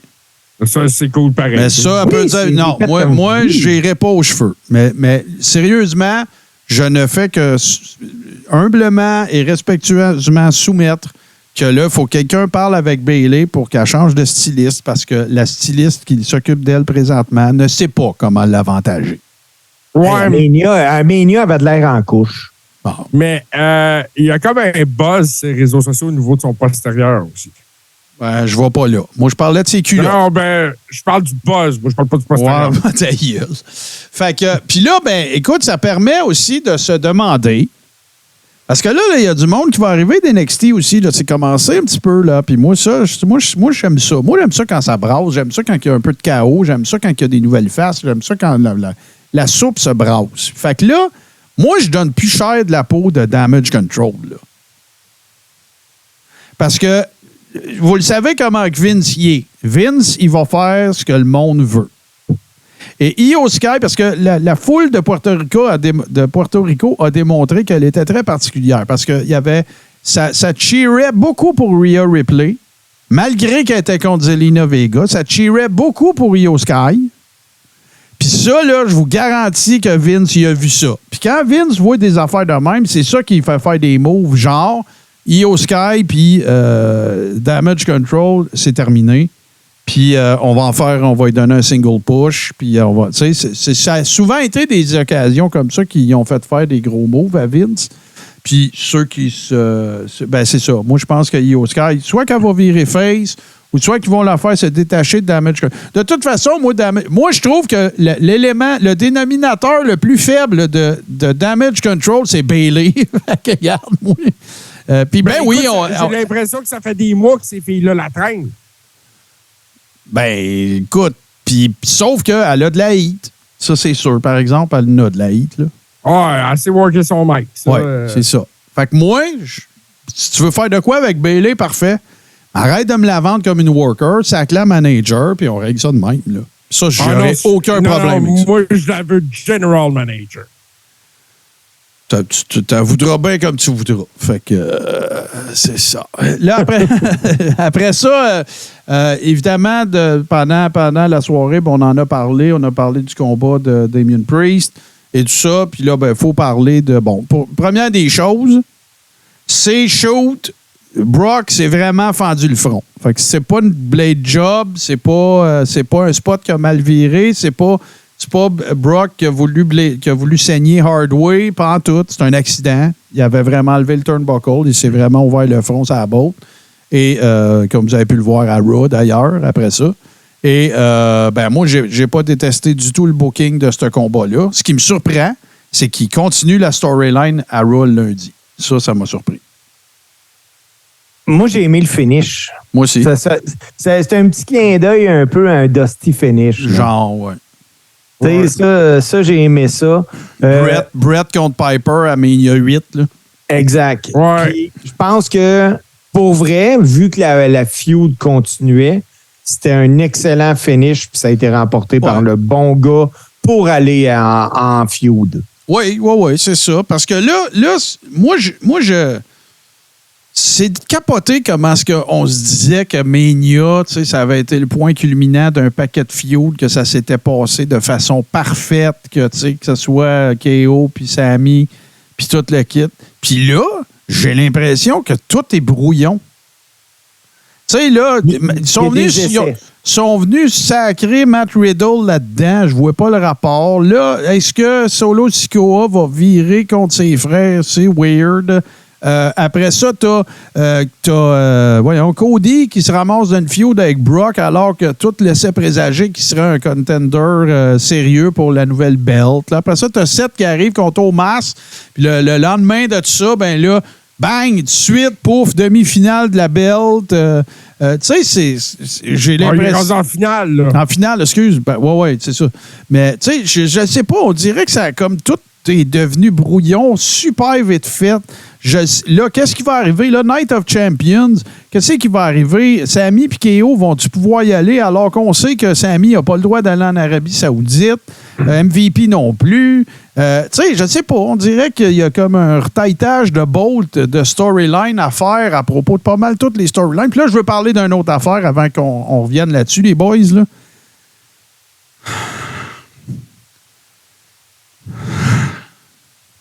Et ça a l'air off. Faites de quoi avec Shinsuke Nakamura, Callis. Là, j'ai l'impression qu'il se fait habiller par la styliste de Bayley. OK? C'est pas un bon look, le jumpsuit dézippé jusqu'au nombril quand t'as pas de shape. OK? C'est pas un bon look. Merci, Kiss and Love. Merci beaucoup. C'est pas un bon look. Il a l'air d'un. Je vais faire attention, je ne veux pas dire n'importe quoi. Mais le jumpsuit déboutonné, dézippé jusqu'au nombril, c'est pas un bon look, Shinsuke. Zippez-les jusqu'ici. Ça aurait l'air moins fou. Comme MVP dans le temps, là. Puis de grâce, va au gym, va voir Carlito, va jaser Carlito, s'il vous plaît. Moi, les boys, là, j'ai trouvé qu'il avait de l'air de Michael Jackson. Ben ouais, moi aussi. J'ai dit, je vais faire attention, c'est parce que je voulais pas aller là. Mais toi, t'as pas été capable de pas y aller. Moi, je fais pas attention. C'est ça, mais je suis pas capable. J'adore. Tu sais, je le trouve hot. Je le trouve charismatique, Shinsuke Nakamura. Là, en plus, il a prouvé qu'il est capable de parler. Vous n'êêtes pas obligé de le booker comme Asuka, mais puis de le faire parler comme s'il n'était pas intelligent, là. Il est capable de parler. Ils l'ont mis. Ils ont fait faire une promo avec le meilleur go Mike de la I, là. Il est capable de parler, là. Ouais, puis là, on va en parler vite. Là. Son combat à Raw, c'était pas mauvais, pareil. Pas en tout. Il a habillé comme du monde, esti. Il a l'air d'un perv. Il a l'air d'un gars qui se promène en vanette avec son kit. Zippez ça! C'est pas parce que je suis anti-woke, là, OK? C'est pas ça pantoute. Je trouve qu'il a l'air fou. C'est pas dur, je trouve qu'il a l'air fou. Mettez pas l'accent sur les mauvaises affaires. Mettez notre attention ailleurs. Fait que parce que je suis content de le voir à Raw, je suis content de le voir ailleurs, je suis content de le voir. Fait que je suis content de ça. Puis là, moi, là, j'ai écouté, je vous raconte ça vite fait. On va revenir à Bloodline, là, parce que c'est important. Là. Mais j'ai écouté, bon, moi, j'adore Dutch Mantel. OK? Dutch Mantel, il y a un podcast. Et il a reçu un autre gars que j'adore qui s'appelle Kenny Bolin. Kenny Bolin, si vous ne le connaissez pas, ça se peut parce qu'il n'a jamais été à WWE. Il a été actif seulement à Ohio Valley Wrestling dans le temps que c'était le territoire de développement de la WWE. Puis à Smoky Mountain Wrestling, la fédération qui appartenait à Jim Cornette dans les années 90. Mais le gars, c'est une machine. Imaginez-vous là, un genre de Paul Heyman Wish, OK? Mais il est vraiment bon sur le mic, il est vraiment drôle, puis moi, je l'aime beaucoup. Puis là, ben, Dutch Mantel l'a reçu, puis ils ont jasé pendant presque 3 heures. Et moi, je me suis délecté de cet épisode-là. Entre ces deux vieux de la vieille, Dirty Dutch Mantel, puis Kenny Bolin, Starmaker Bolin, son nom, de shoot, puis de work. Puis, il passe. OK? Il parle de tout. Il parle de Brock Lesnar dans le temps qu'il était à Ohio Valley Wrestling, les histoires qui sont arrivées. Eux autres, là, c'est 2 pros vieux de la vieille. Là, OK? Dutch Mantel, il a lutté avec Jerry Lawler dans le temps de Memphis Wrestling. OK? Puis eux autres, le gars qu'ils voient dans leur soupe, le gars qui est du calibre de Roman puis qui est assez over actuellement dans WWE, les deux sont d'accord, puis c'est Gunther. Puis je suis d'accord avec eux autres. C'est lui le gars qui ressort en ce moment. Ah. Qui tu vas mettre dans le chemin de Roman puis que ça va être crédible, il faut que Gunther fasse partie de l'équation. C'est clair. C'est clair.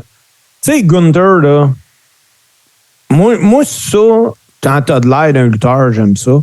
Gunther, là, supposons que faut que tu ailles au dépanneur puis il est minuit et demi, là, tu passes une petite ruelle puis le gars en avant de toi, c'est Gunther.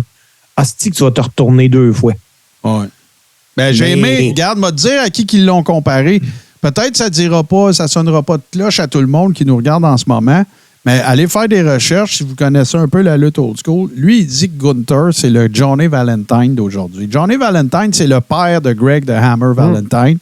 C'était le rough and tough guy de la NWA dans les années fin 60, 70, jusqu'à temps qu'il y ait évidemment le fameux accident d'avion dans lequel était Ric Flair, bien sûr, en Caroline, qui a fait en sorte qu'il était en chaise roulante le reste de sa vie. Puis même quand Johnny Valentine était en chaise roulante, les gars ne l'écœuraient pas. Tu sais, ça te donne une idée là, comment est-ce que c'était tough. Là. Mais eux autres, ils voient Gunther dans leur soupe. Puis écoute, je suis obligé de le dire qu'après l'avoir vu avoir son programme avec les Brawling Brutes, puis des gars comme Drew, puis Sheamus, puis le match à Mania, puis tout. Je suis obligé d'être d'accord. Fait que là, tu te trouves avec une espèce de... Si on avait à faire les 4 pillars de la WWE, là, que tu prends work rate, les gars sont over, tout le kit, les 4 piliers, ça serait Roman, Cody, Seth Rollins, Gunther. Puis non. That's it. Puis non, je mets pas Bobby Lashley là-dedans. Pour moi, il n'est pas dans leur classe. Non, il n'est pas over de même. Non. Il est loin de ça. Puis, non, Gunther, là, moi, je pense que c'est le gars qui va gagner le prochain Royal Rumble. Ben, moi, j'ai adoré, c'est quand? C'était-tu Mania? Quand il a dit, tu te vois où l'année prochaine? Main Eventé Mania. J'ai adoré ça. Mais c'est ça, parce que... Tu sais, on parle souvent de The Rock contre Roman Reigns, mais si Roman Reigns est encore champion de WrestleMania l'année prochaine, que c'est pas The Rock, le seul autre gars qui peut y aller, c'est Gunther. Parce que c'est pas vrai que tu vas envoyer Cody. Il l'a battu à WrestleMania. Ouais, mais attends une minute, là. Parce que là, il faut qu'on règle une autre affaire. Parce que là, il faut déterminer, avant que tu mettes la ceinture autour de la taille de quelqu'un, la nouvelle ceinture, comment vas-tu pouvoir justifier que tes main events de Mania, ça ne soit pas les 2 gars qui ont cette ceinture-là? Comment tu fais pour justifier ça? Tu vas dire, c'est parce qu'il y a un brand split, il va y avoir 2 main events. Gardez bien, les amis. Là. Moi, vous régler ça tout de suite. Là. Si tu as 2 main events dans un événement, tu n'as pas de main event. Ça s'appelle pas un main event quand il y en a 2. Là. Martin, moi, je t'arrête tout de suite. Mania, il est sur 2 jours. Non. Je comprends là, ce que tu vas dire. Là. Comment tu vas faire? Je me fous. Comment tu vas me phraser ça, que tu vas me dire qu'il y a 2 journées puis tu le quittes. C'était quoi le main event de Mania cette année, Steve? Cody contre Roman. J'ai cherché pour vrai. Là, je me rappelais de KO. Tu vas me dire, ouais, mais le samedi, c'est. Non, il y avait un main event dans la tête de tout le monde, puis c'était Roman puis Cody. Ça enlève rien, Sami puis KO, là. Ça leur enlève absolument rien. Puis je vais même leur accorder que oui, c'était un main event, mais c'était pas le main event. Non, mais ils vont faire la même affaire. Il y en a juste un. Je le sais. Sauf que moi, j'haïs ça, le brand split. Ça m'énerve. Moi aussi, je trouve ça épais. Tu sais, comme si on n'avait pas déjà assez de ceinture, il faut que tu m'en rajoutes. Que si j'ai le goût, moi, juste d'écouter des shots que je vois Roman, je suis plus obligé d'écouter Raw, j'ai juste écouter SmackDown. Je vois absolument rien de bon à ce que... C'est comme si le Canadien de Montréal... plaisir à TV. Ben oui, c'est comme si le Canadien de Montréal avait une équipe pour jouer sa route puis une équipe pour jouer à la maison. Voyons donc. Ben, c'est pas mal ça. Écoute, c'est vrai. C'est pas mal le meilleur exemple, c'est vrai. Mais tu sais, on parle pas mal... Vas-y, Martin. Non, c'est correct, je parlais pas.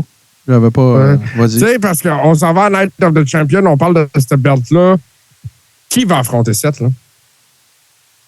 Non, mais là, attends, là, moi, je veux bien qu'on parle de Roman parce qu'il a la ceinture. Mais là, on parlera pas de qui va affronter le gars qui n'a pas encore la ceinture. Là. On va commencer par voir qui va l'avoir. Mais c'est ça, mais qui t'envoie contre Seth? Ben, tu veux dire en finale pour la ceinture? Oui. Ben, moi, rendu là, on s'en calisse parce que je pense qu'à partir du moment que Seth est là, c'est lui qui va l'avoir. Moi, le seul que j'ai pu voir, c'était Sheamus. Moi, je pense que ça va être Austin Theory. Ben, ça aurait été ça mon premier pick, mais il y a déjà une belt. J'y crois pas. Puis moi, je crois pas qu'ils vont le faire perdre, Theory. C'est ça. Ah, AJ, c'est bon, ça, Nick. Call AJ, c'est bon. Ouais, mais la rumeur est forte, c'est Dirt Sheet qu'AJ affronterait Roman à Night of Champion. Ah, ouais. Ben, peut-être qu'un n'empêche pas l'autre. Non, je sais bien. Hein. Ben oui. Pourquoi? S'il perd, il peut avoir un... Ben oui, mais il va faire 2 matchs la même soirée. Ben non, c'est à SmackDown, la finale de... Ah non, c'est vrai, la finale est là. C'est vrai, oui. c'est vrai. Ouais, la grande finale est à Night of Champions. Si tu fais perdre Drew McIntyre, encore une fucking fois. Pour qu'il perde encore? Ben oui. Moi, je le vois pas signer, Drew. Non, il va s'en aller, ce gars-là. Moi aussi, je pense qu'il est écœuré de se faire... Lui, il va devenir le Cody Rhodes des années 2023. Ben non, il va brûler toutes ses indies. Ben oui, mais il l'a déjà fait une fois, en plus. Ouais. Ouais, ben regarde, ça laisse la porte ouverte à quand même pas mal d'affaires. C'est sûr que ça va être intéressant de regarder ça aller. Moi, ce que je remarque de ce qu'on discute, surtout, c'est que même si on l'écoute les trois pas mal, ça fait des semaines qu'on se calisse des storylines de la AEW. Ah ben oui. Ben oui. Mais là, hey, j'ai 2 petites nouvelles avant qu'on finisse le bloc nouvelles, les boys. Ouais. JC, tu parlais que Brock avait lutté quasiment autant de fois que Roman, puis toute la kit, là. Moi, je suis tombé sur une nouvelle. Depuis 2022, Roman Reigns, si on prend les house shows, les Raw, SmackDown, pay-per-view, il a lutté 56 combats. OK? C'est pas énorme, là. MJF en a lutté 11 depuis 2022. Ah ouais. MJF a 56 combats exactement depuis son arrivée à Double or Nothing en 2019. Fait qu'il faut pas dire que Roman se bat pas tant que ça. Non. Roman se bat pas tant que ça selon les standards de la WWE. Ouais, c'est ça. Parce que MJF... pas en chiffre naturel, non. Ouais, parce que MJF, 11 matchs depuis 2022. Puis là, les boys, là, on est dans le corps et rond. On est une émission de lutte old school. Mais il y a une grosse nouvelle qu'on n'a pas parlé. WWE s'en vient en show au Québec. Oui. Ben, c'est qui? C'est Boston Pat qui disait que ses billets sont achetés. Oui, les billets sont disponibles depuis aujourd'hui. Étrangement, c'est Québec qui va avoir Raw, puis nous autres, à Montréal, on va avoir un house show. Puis à Laval et non au Centre Bell. Ça, je trouve ça un petit peu particulier. Mais pour le Super Show qu'ils font au Centre Bell, ils ont déjà annoncé une couple de lutteurs, là. Ils ont annoncé Cody Rhodes, Sami Zayn, Kevin Owens, Seth Rollins, Bianca Belair, Becky Lynch, la championne féminine de SmackDown, Rhea Ripley, Matt Riddle, Bobby Lashley, plusieurs autres, dont Liv Morgan. Ah, ben là, il faut que j'y aille. Il faut que j'aille à Laval. OK. Bon, pas le choix, Liv va être non, mais les billets sont en vente pour Laval aussi? Ben oui, c'est ça. On va en parler avec les Rebirths cette semaine. On va s'organiser un petit groupe s'il y en a que ça lui tente d'aller à cet événement. Ça pourrait être très, très le fun. Ouais. Super, on va prendre une petite bouffe. Après ça, on s'en va au gala. Ce serait pas pire, ça. Oui. Fait que c'est ça. Puis ça, je trouve que c'est important de le mentionner. Écoute, oui, t'as raison. Le 20 août à Montréal... Et c'est le 20 août, je pense, à Montréal. Ouais, 20-21, je pense. Là. Ouais. 21 Raw. Oui, le dimanche 20 août à 19h à la Place Belle. Puis le 21 août au Centre Vidéotron. Moi, la seule affaire que je peux dire, les boys, c'est maudit que je suis surpris que ce soit Québec qui est le Raw. Mais je pense que c'est une façon d'aller... Oui, mais je pense que c'est une façon d'aller tâter un bon terrain pour éventuellement avoir de quoi de pas pire au Québec. Ah ouais, mais oui, moi je trouve que c'est une bonne nouvelle pour le monde de Québec. Il y avait eu un live event l'année passée à Québec, ça s'était très bien passé. Oui. Et puis moi je trouve que c'est super. Puis même, je suis en train de checker ça, peut-être aller à Québec voir Rob. Bon, ben écoute, je pourrais. Ah, mais toi, JC. Tu me le diras, JC, moi je checkerais peut-être ça pour faire les deux, peut-être. Le JC, là, ce qu'il dit pas, c'est que lui, il peut se le permettre parce que JC, j'ai vu sa femme en fin de semaine parce qu'on était dans un gala de lutte. Et la première chose qu'elle m'a dit, Martin, c'est tout ce qu'on s'en va au mois de juin? Je dis non. Elle dit dans le sud. Ben, Longueuil, c'est dans le sud. Oui, c'est ça, exactement. Hey, les boys, on va faire une petite pause parce qu'après ça, on va avoir, bien sûr, la chronique à Steve. Et cette semaine, un gros morceau de la WWE vous réserve la surprise tout de suite après ceci.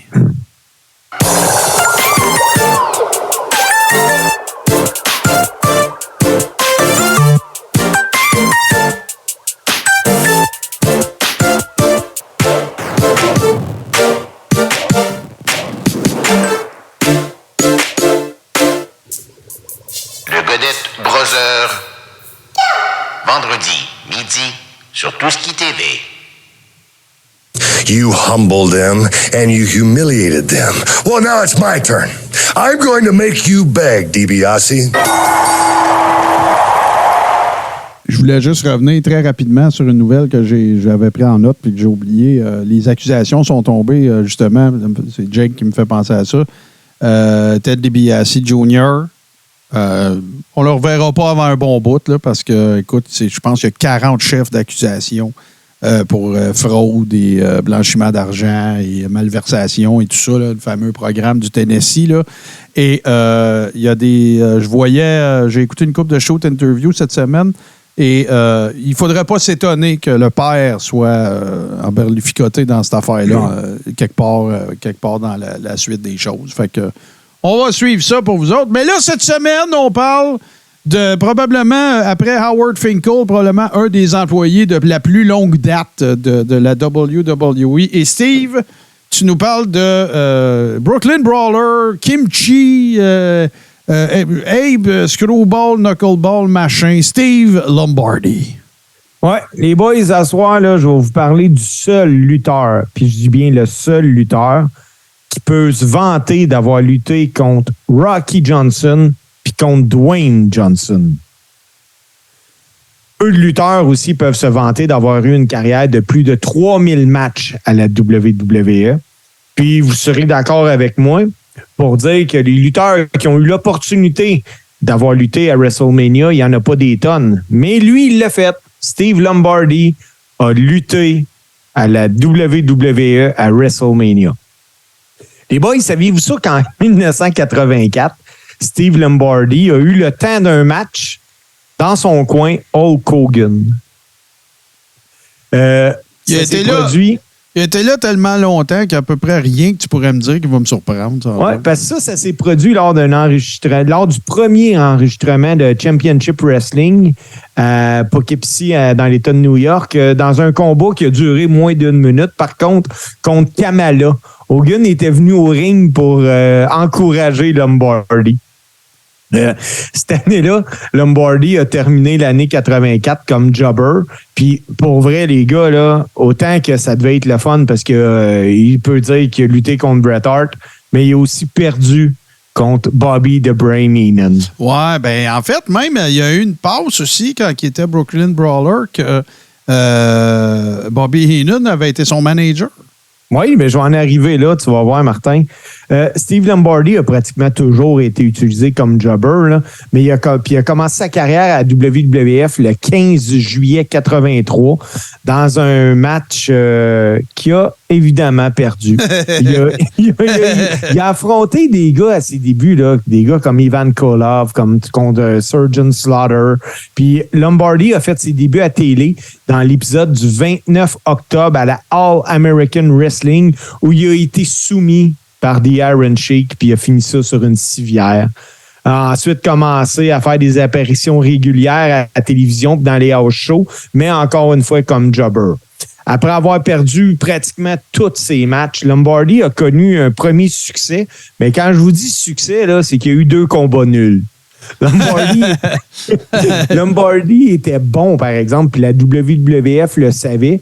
Puis ils ont d'ailleurs fait confiance pour affronter des gars comme Big John Studd, Paul Orndorff, Rocky Johnson, David Schultz, puis bien d'autres lutteurs. Puis ça a fait en sorte que Lombardi, qui était aussi très green à cette époque-là, prenait de la confiance. Lombardi a également longtemps été considéré en coulisses comme l'homme des grandes occasions.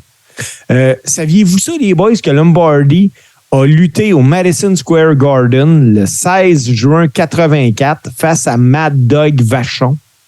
Lombardi a perdu, mais 3 semaines après, Lombardi a remporté son premier match à la WWF en rivant les épaules de Maurice Mad Dog Vachon. Il s'est passé 11 mois entre la première victoire de Lombardi contre Vachon puis sa deuxième victoire. Pendant 11 mois, il a été utilisé uniquement pour jobber. Mais le 22 juin 85, Lombardi a remporté un match face à Jack Armstrong à Boston. Lombardi est resté très présent à télé puis dans les house shows, puis il a lutté plus de 150 fois dans les années 85. La compagnie a continué à prendre Lombardi, même s'il y avait d'autres gars qui cognaient à la porte. Plus le temps passe, puis plus Lombardi est apprécié des dirigeants de la WWF. À une certaine époque, les contrats étaient loin d'être faramineux, là.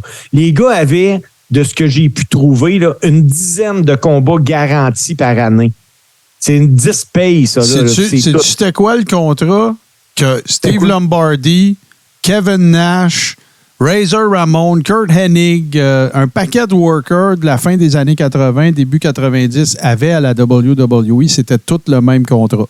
C'était le seul contrat qu'ils proposaient. C'était 10 shots à 150 pièces. That's it. Je te niaise pas, là. Vince, il disait... Je te garantis que tu vas faire plus que ça parce que tu vas être payé sur la gate, puis tu sais comment ça marchait dans le temps, puis il te donnait un pourcentage, puis le champion faisait plus que les autres, puis ça dépendait où tu étais sur la carte. Mais la seule garantie que tu avais, puis la phrase préférée de Vince, c'était « Moi, je donne pas de garantie, je donne des opportunités. Ton opportunité, c'est que je te garantis 10 shots à 150 pièces. That's it. »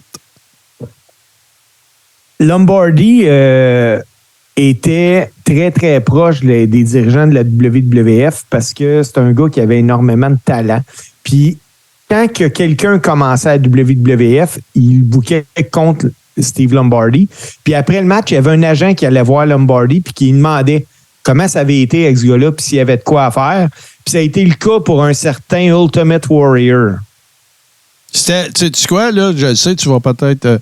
je m'excuse, je te coupe, mais tu sais, on a souvent parlé d'un des meilleurs jobbers de l'histoire de la lutte, qui est George South, qui était à NWA. Steve Lombardi, c'était le George South du Nord. Alors, c'est drôle à dire de même, là. Mais tu sais, c'est un excellent worker. Puis, tu sais qui a pris la place? On appelle ça le measuring stick, là. Le gars qui va te dire, tu fais un combat avec ce gars-là, le gars va venir me dire si t'es bon ou pas bon. Après Steve Lombardi, tu sais, c'est devenu qui? Oui, c'est 1, 2, 3 Kid. Yeah, Sean Waltman, c'était lui. Quand t'arrivais, puis pas Sean Waltman NWO, puis Sean Waltman DX, là. Sean Waltman Molette, là. C'était lui le gars qui disait aux autres, oui, lui, il l'a. Lui, il l'a pas. Lui, il l'a pas. Lui, il l'a. C'était lui. C'est lui qui a pris la place de Steve Lombardi à l'époque de Raw, ça, par exemple. Un peu plus tard, 93. Hey, les boys, même si ça peut paraître rien, moi, je pense que c'était souligné. WrestleMania 6, Steve Lombardi a lutté dans un dark match. Il a perdu contre Paul Roma, mais Lombardi va toujours pouvoir dire qu'il a lutté à WrestleMania. En août 90, Lombardi est booké au Japon dans le cadre d'une tournée commune pour la WWF puis la SWS, puis il faisait équipe avec Rick the Model Martel. Lombardi a commencé l'année 92 en présentant le dark match d'un autre pay-per-view. Cette fois-là, c'était le Royal Rumble en 92. Il a lutté sur un dark match. Mais en 93, il est redevenu jobber. toujours en 93, Lombardi se va donner une nouvelle gimmick, celle d'un joueur de baseball. Tu sais pourquoi, hein? Ben oui, ben oui. Puis Lombardi, lui, il disait jamais non. Donc, fait qu'après sa gimmick de joueur de baseball, la WWF il a demandé de jouer temporairement le rôle de Doink the Clown qui avait été laissé vacant par Matt Bourne.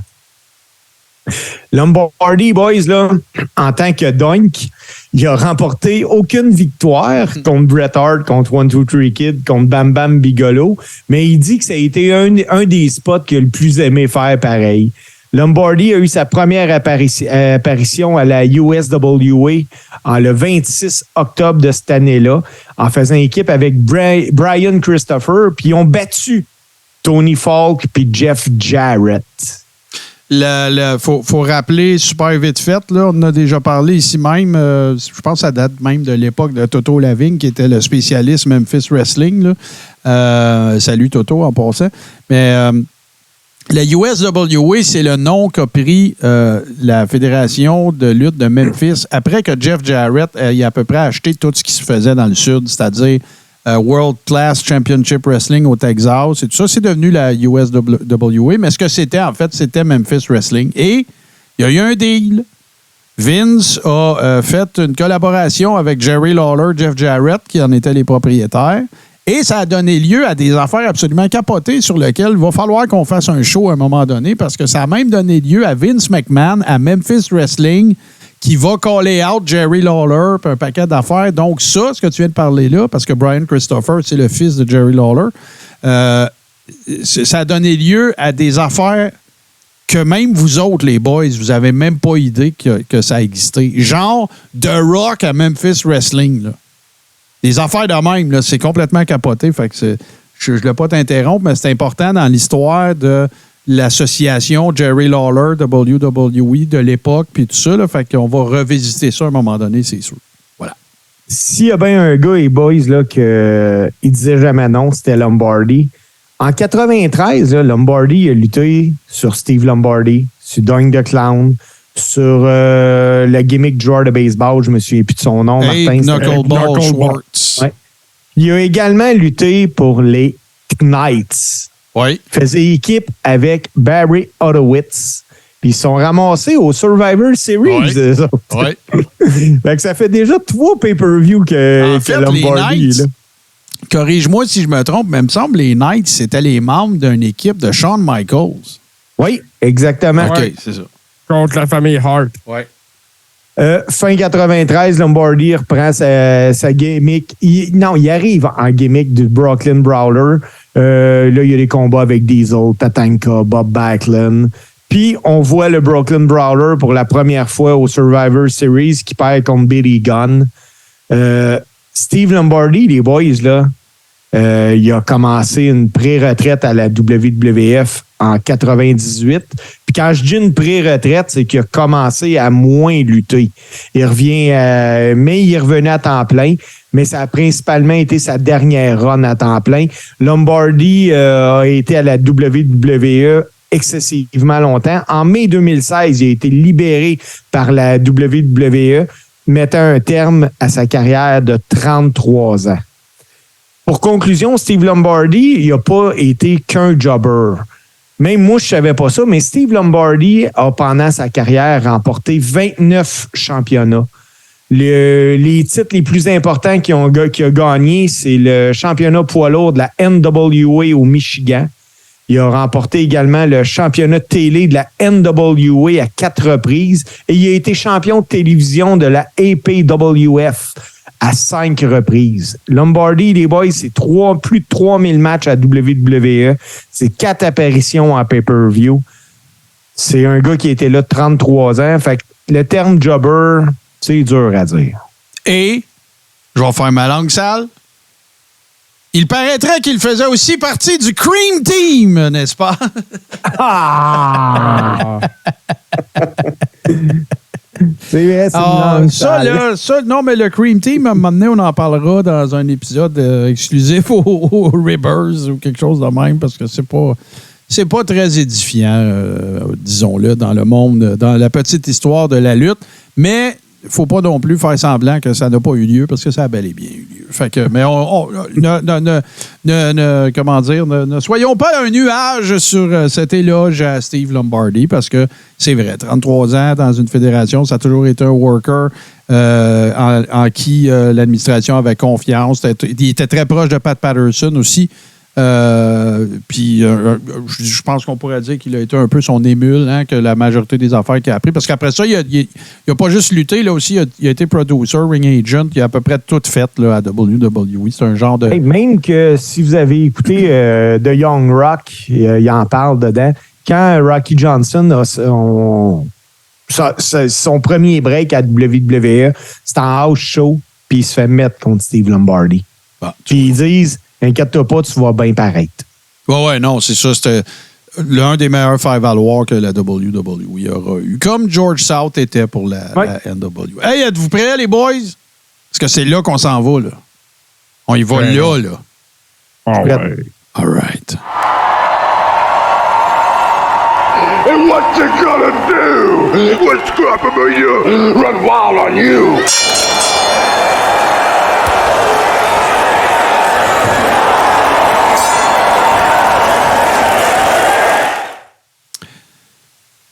On a une grande première dans Scrapamania de cette semaine. Je pense que notre ami JC n'a pas à s'en cacher. Ben, il aime bien les jolies dames parce qu'il nous présente pour la deuxième fois le même item, n'est-ce pas? Et la raison pour laquelle je m'en rappelle, tu vas comprendre dans quelques secondes. Mais on commence avec, et ça, je trouve ça cool parce que je m'en rappelle de ça, les timbres de la WWE, en fait, à l'époque de Superstars. Et je me rappelle très, très bien de ça. On peut très bien distinguer là, à peu près tout le monde. Yokozuna, Taker, Shawn Michaels, Tatanka, Macho Man en look irlandais. Lex Luger, Razor, tout le monde est là. Bam Bam, les tatous à la tête. Donc, très cool, très, très cool. Oui, c'était sympathique, ça. C'était très sympathique. C'était coloré, c'était genre cartoonish, c'était parfait. Hey, c'est vrai, ça, JC, pas JC, Steve, t'en as pas fait mention, mais on va le faire bien vite. Oui, mesdames et messieurs, Steve Lombardi était Kimchi, le gars qui s'occupait de Kamala. Donc, c'est lui qui le traînait avec lui, puis tout ça, là, c'était lui. C'était bel et bien... il jouait le rôle de Kimchi aussi. Ça prenait quelqu'un pour faire quelque chose, c'était Steve Lombardi qui le faisait. Kimchi en est un bel exemple. Ben oui, mon cher JC, parce que tu vas t'en rappeler à la seconde où je vais te montrer ça, et Steve aussi.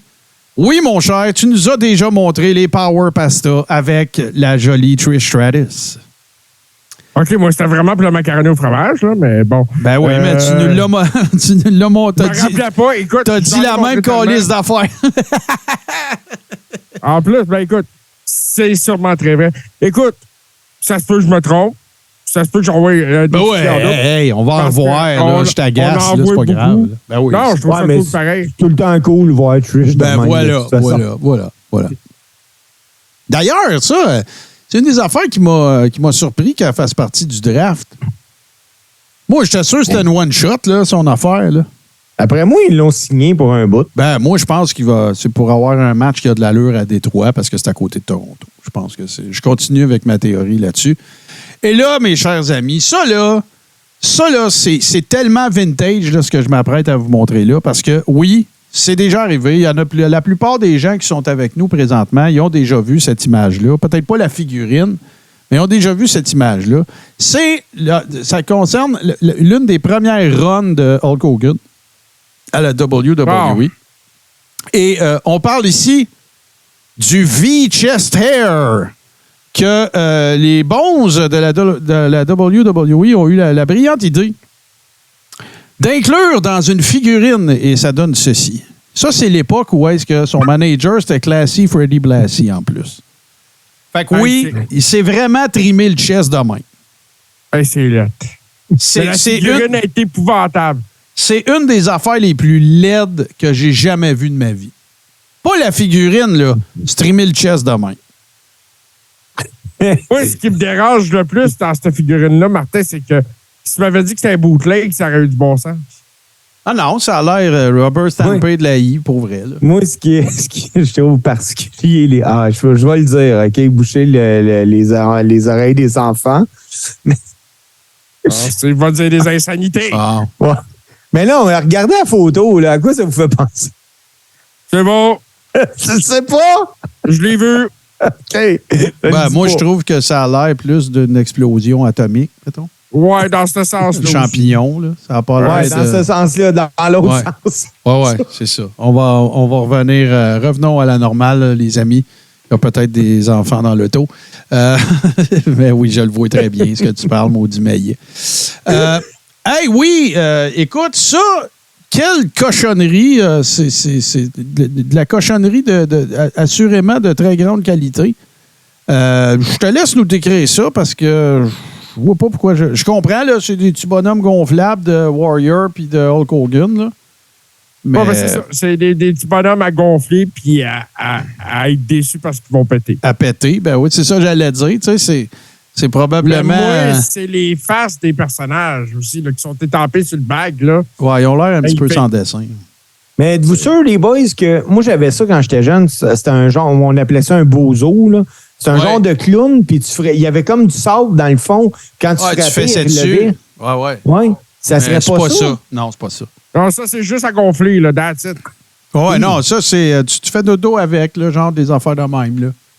C'est de la merde. C'est de la merde. De toute façon, regarde, on s'est entendu que le marchandisage de Hulk Hogan, là, je pense que la proportion qu'on peut appliquer, c'est 90 %. C'était de la merde. Ah, facilement, 90 à 95 c'est ça. Hey, là, il faut que je vous prépare mentalement parce que moi, c'est une des pièces de merch les plus cringe que j'ai jamais vues de ma vie. OK? C'est pas cringe parce que c'est dégueulasse ou whatever, là, mais c'est vraiment hyper malaisant. Tu sais de quoi je parle, là, JC, le T-shirt? Oh, Chris. Oh, ouais, non, écoute, Steve, tu l'as peut-être vu, là. Oui, je l'ai vu. Mais ça, là, c'est un vrai T-shirt de merch de Britt Baker, OK, la AEW, la blonde à Adam Cole. Puis regardez ça. J'ai rien à dire, regardez ça.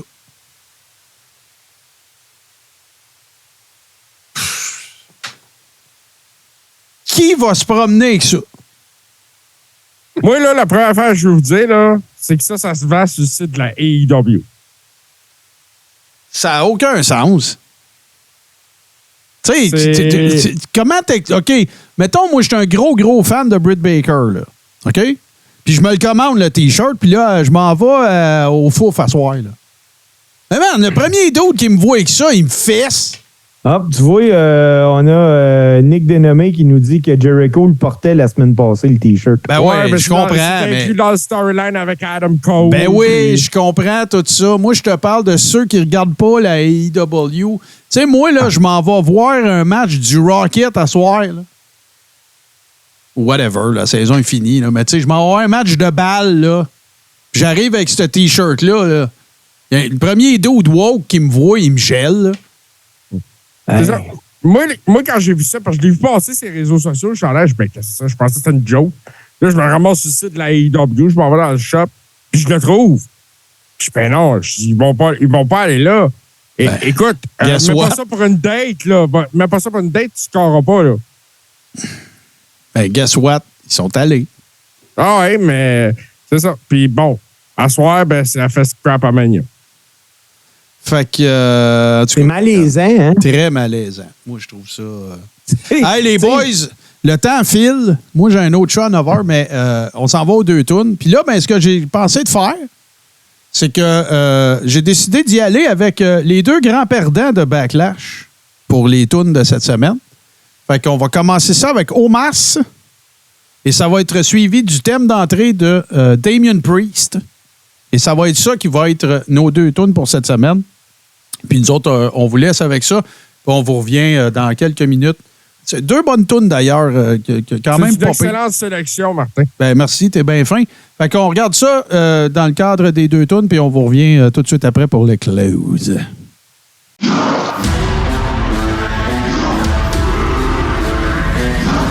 in my eyes, no fear. It's the big man time in the place right here. This is stop, down, but me don't stop, can't stop my path to the top. Big drop, search for the key, have to put it on lock. Me I don't scream, nah, don't talk. Big dreams, a big long shot. Let the floor shake when the big man walk. Eyes on the prize for the number 1 spot. Kick down before the big man go. All by myself, need nobody else. You feel the boom, go ahead, ring on the bloody bell. Cut your lights on, now go run and tell. Put the mic down right now, time to give them hell straight fast. Quick fast, you know like that. Big blast, big crash, you know like that. Poor clash, won't last, can't find back. Big flash, camera on, record that. Look in my eyes, no fear. It's the big man time in the place right here.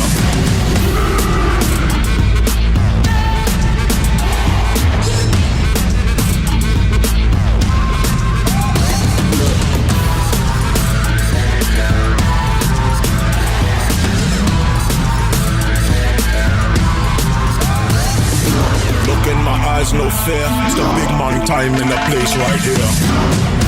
Run up on the wrong man, get run down. I'm the big man, sun up, sun down. Will a big fish go more than pound? Walk to your town, check off the ground. This is stop down, but me don't stop. Can't stop my path to the top. Big drop, search for the key, have to put it on lock. Me I don't scream, nah, don't talk. Big dreams, a big long shot. Let the floor shake when the big man walk. Eyes on the prize for the number 1 spot. Kick down before the big man go. All by myself, need nobody else. You feel the boom, go ahead, ring on the bloody bell. Cut your lights on, now go run and tell. Put the mic down right now, time to give them hell straight fast. Quick fast, you know like that. Big blast, big crash, you know like that. Poor clash, won't last, can't find back. Quick flash, camera on, record that. Look in my eyes, no fear. It's the big man time in the place right here. Run up on the wrong man, get run down. I'm the big man, sun up, sun down. Will a big fish go more than pound? Walk to your town, check off the ground.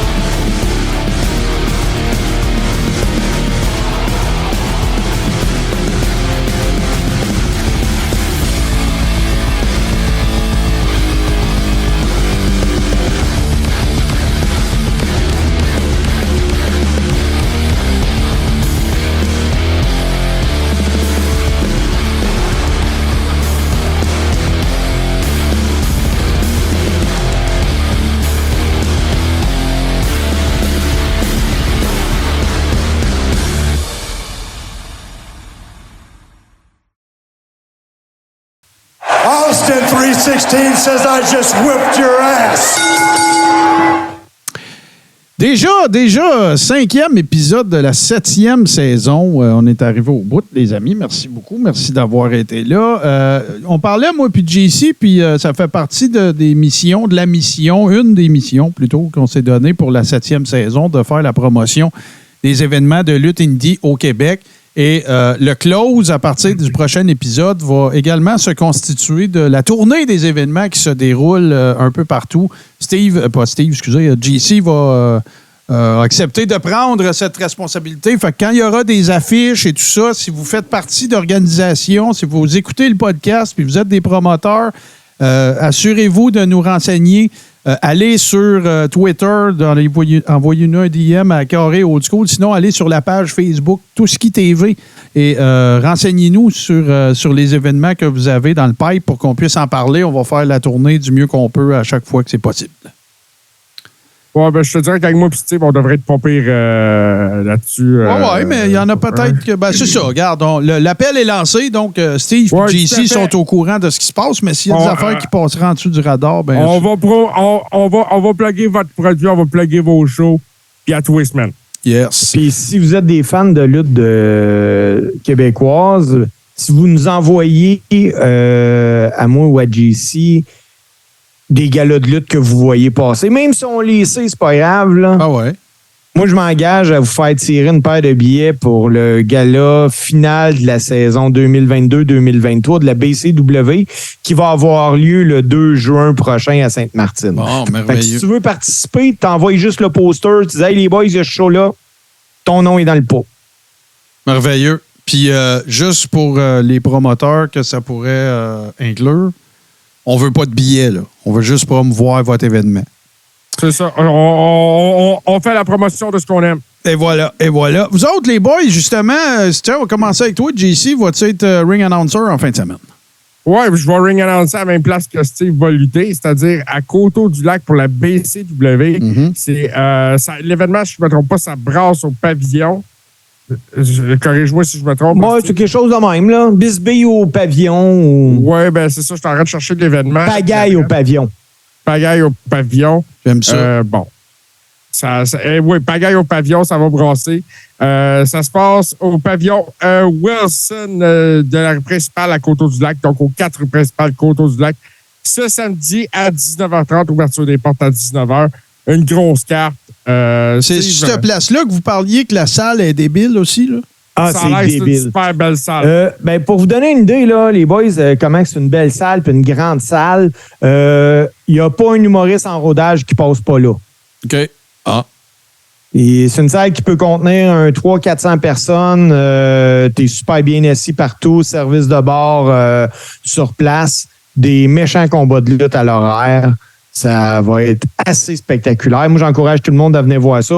20$ un ticket. T'sais, à 20$, là, que tu fasses n'importe quoi dans la vie comme activité, tu n'en auras pas pour 3 heures si tu payes 20$. Ben, moi, je vais dire, comme je dis tout le temps, t'ouvrir les yeux le matin, c'est 100$. Fait que, C'est ça. pour payer 20$. Puis, tu sais, parmi les noms là, qu'on va avoir là, autre que l'adorable Steve Hayes et son partner, tu me rappelles son nom, Steve, là, parce que là, j'étais... Marty Hart. Marty Hart. On va avoir le professeur Shane Hawk qui va être là, qui est une des sommités dans les séminaires de lutte au Québec. Combat de femmes entre Angie Sky et Sally, dans la tournée d'adieu de Sally. Brad Alexis qui va lutter contre Matt Esmir.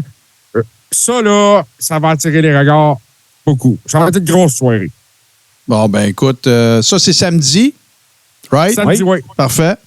Fait qu'on le rappelle, tout le monde, si vous êtes au courant de gala ou quoi que ce soit, allez nous écrire sur Twitter, Carré Old School, sinon sur la page Facebook. Tout ce qui TV, la page Le Carré Rond est en hiatus présentement parce que je suis en cavale de Facebook. Je suis recherché par le Interpol et Inter-Facebook et name it. Donc, voilà. Pour ceux qui se sont joints à nous, un gros merci. Hein? Merci à tout le monde. Merci à Nick, Boston Pat, Wawa, Tatawa, toute la gang qui était là, qui ont commenté, Martin Boisvert, les amis qui sont là. Merci beaucoup. C'est super apprécié. Votre présence est toujours appréciée. Je vous rappelle que si vous voulez aller entendre notre entrevue à moi et JC, 70%, vous allez trouver ça sur toutes les bonnes plateformes. Même chose avec le Carré Rond, donc sur toutes les plateformes de podcast, Apple Podcast, Google Podcast, Spotify, tout bon podcatcher, Android. Si vous en voulez plus, si vous aimez ça, vous capotez, j'en veux plus, j'aime ça les boys. Facile, rendez-vous sur patreon.com/le Carré Rond. Vous allez avoir accès à une communauté extraordinaire de tripeux de lutte et qu'on appelle des Ribbers dans la Rib Room. Et vous aurez accès, bien sûr, à nos épisodes en rediffusion, en vidéo, si vous ne pouvez être là le mercredi. Parce qu'il se passe d'autres choses les mercredis sur Twitch, ça a l'air. Et voilà. Et vous pouvez voir ça en rediffusion. Sinon, ben, je vous invite à aller faire un tour sur la page, pas la page, mais la chaîne YouTube, où est-ce qu'avec une semaine, en fait, de décalage, vous pouvez voir tous nos épisodes de toutes les saisons, les entrevues, il y a des compilations également, la gimmick de marde et tout ça. Donc, allez faire un tour et ne vous trompez pas de YouTube. C'est celui que vous voyez présentement. Parce que je suis un maillet. À un moment donné, j'ai oublié le password de l'ancien compte. Il a fallu que je recrée une chaîne. Donc, c'est celle-là qui est la bonne. Sinon, ben, on vous dit un énorme merci d'avoir été avec nous, chers amis. C'est le printemps, sortez un peu. Allez voir des shows de lutte. Très belle activité à faire, peu coûteuse, satisfaction garantie. Sinon, ben messieurs, moi, j'en profite pour vous dire encore une fois un énorme merci. On se retrouve la semaine prochaine et à vous tous et toutes, je dis, faites attention à vous. Et bien sûr, faites attention aux gens autour de vous. Merci tout le monde. On se revoit la semaine prochaine. Bye bye.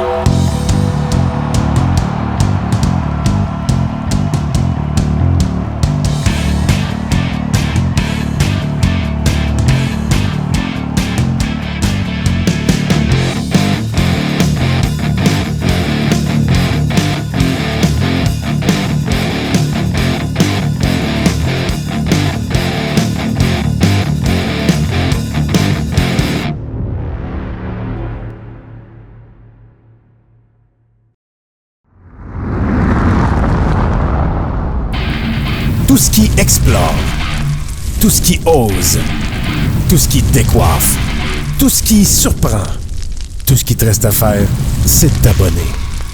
Tout ce qui est TV sur Twitch.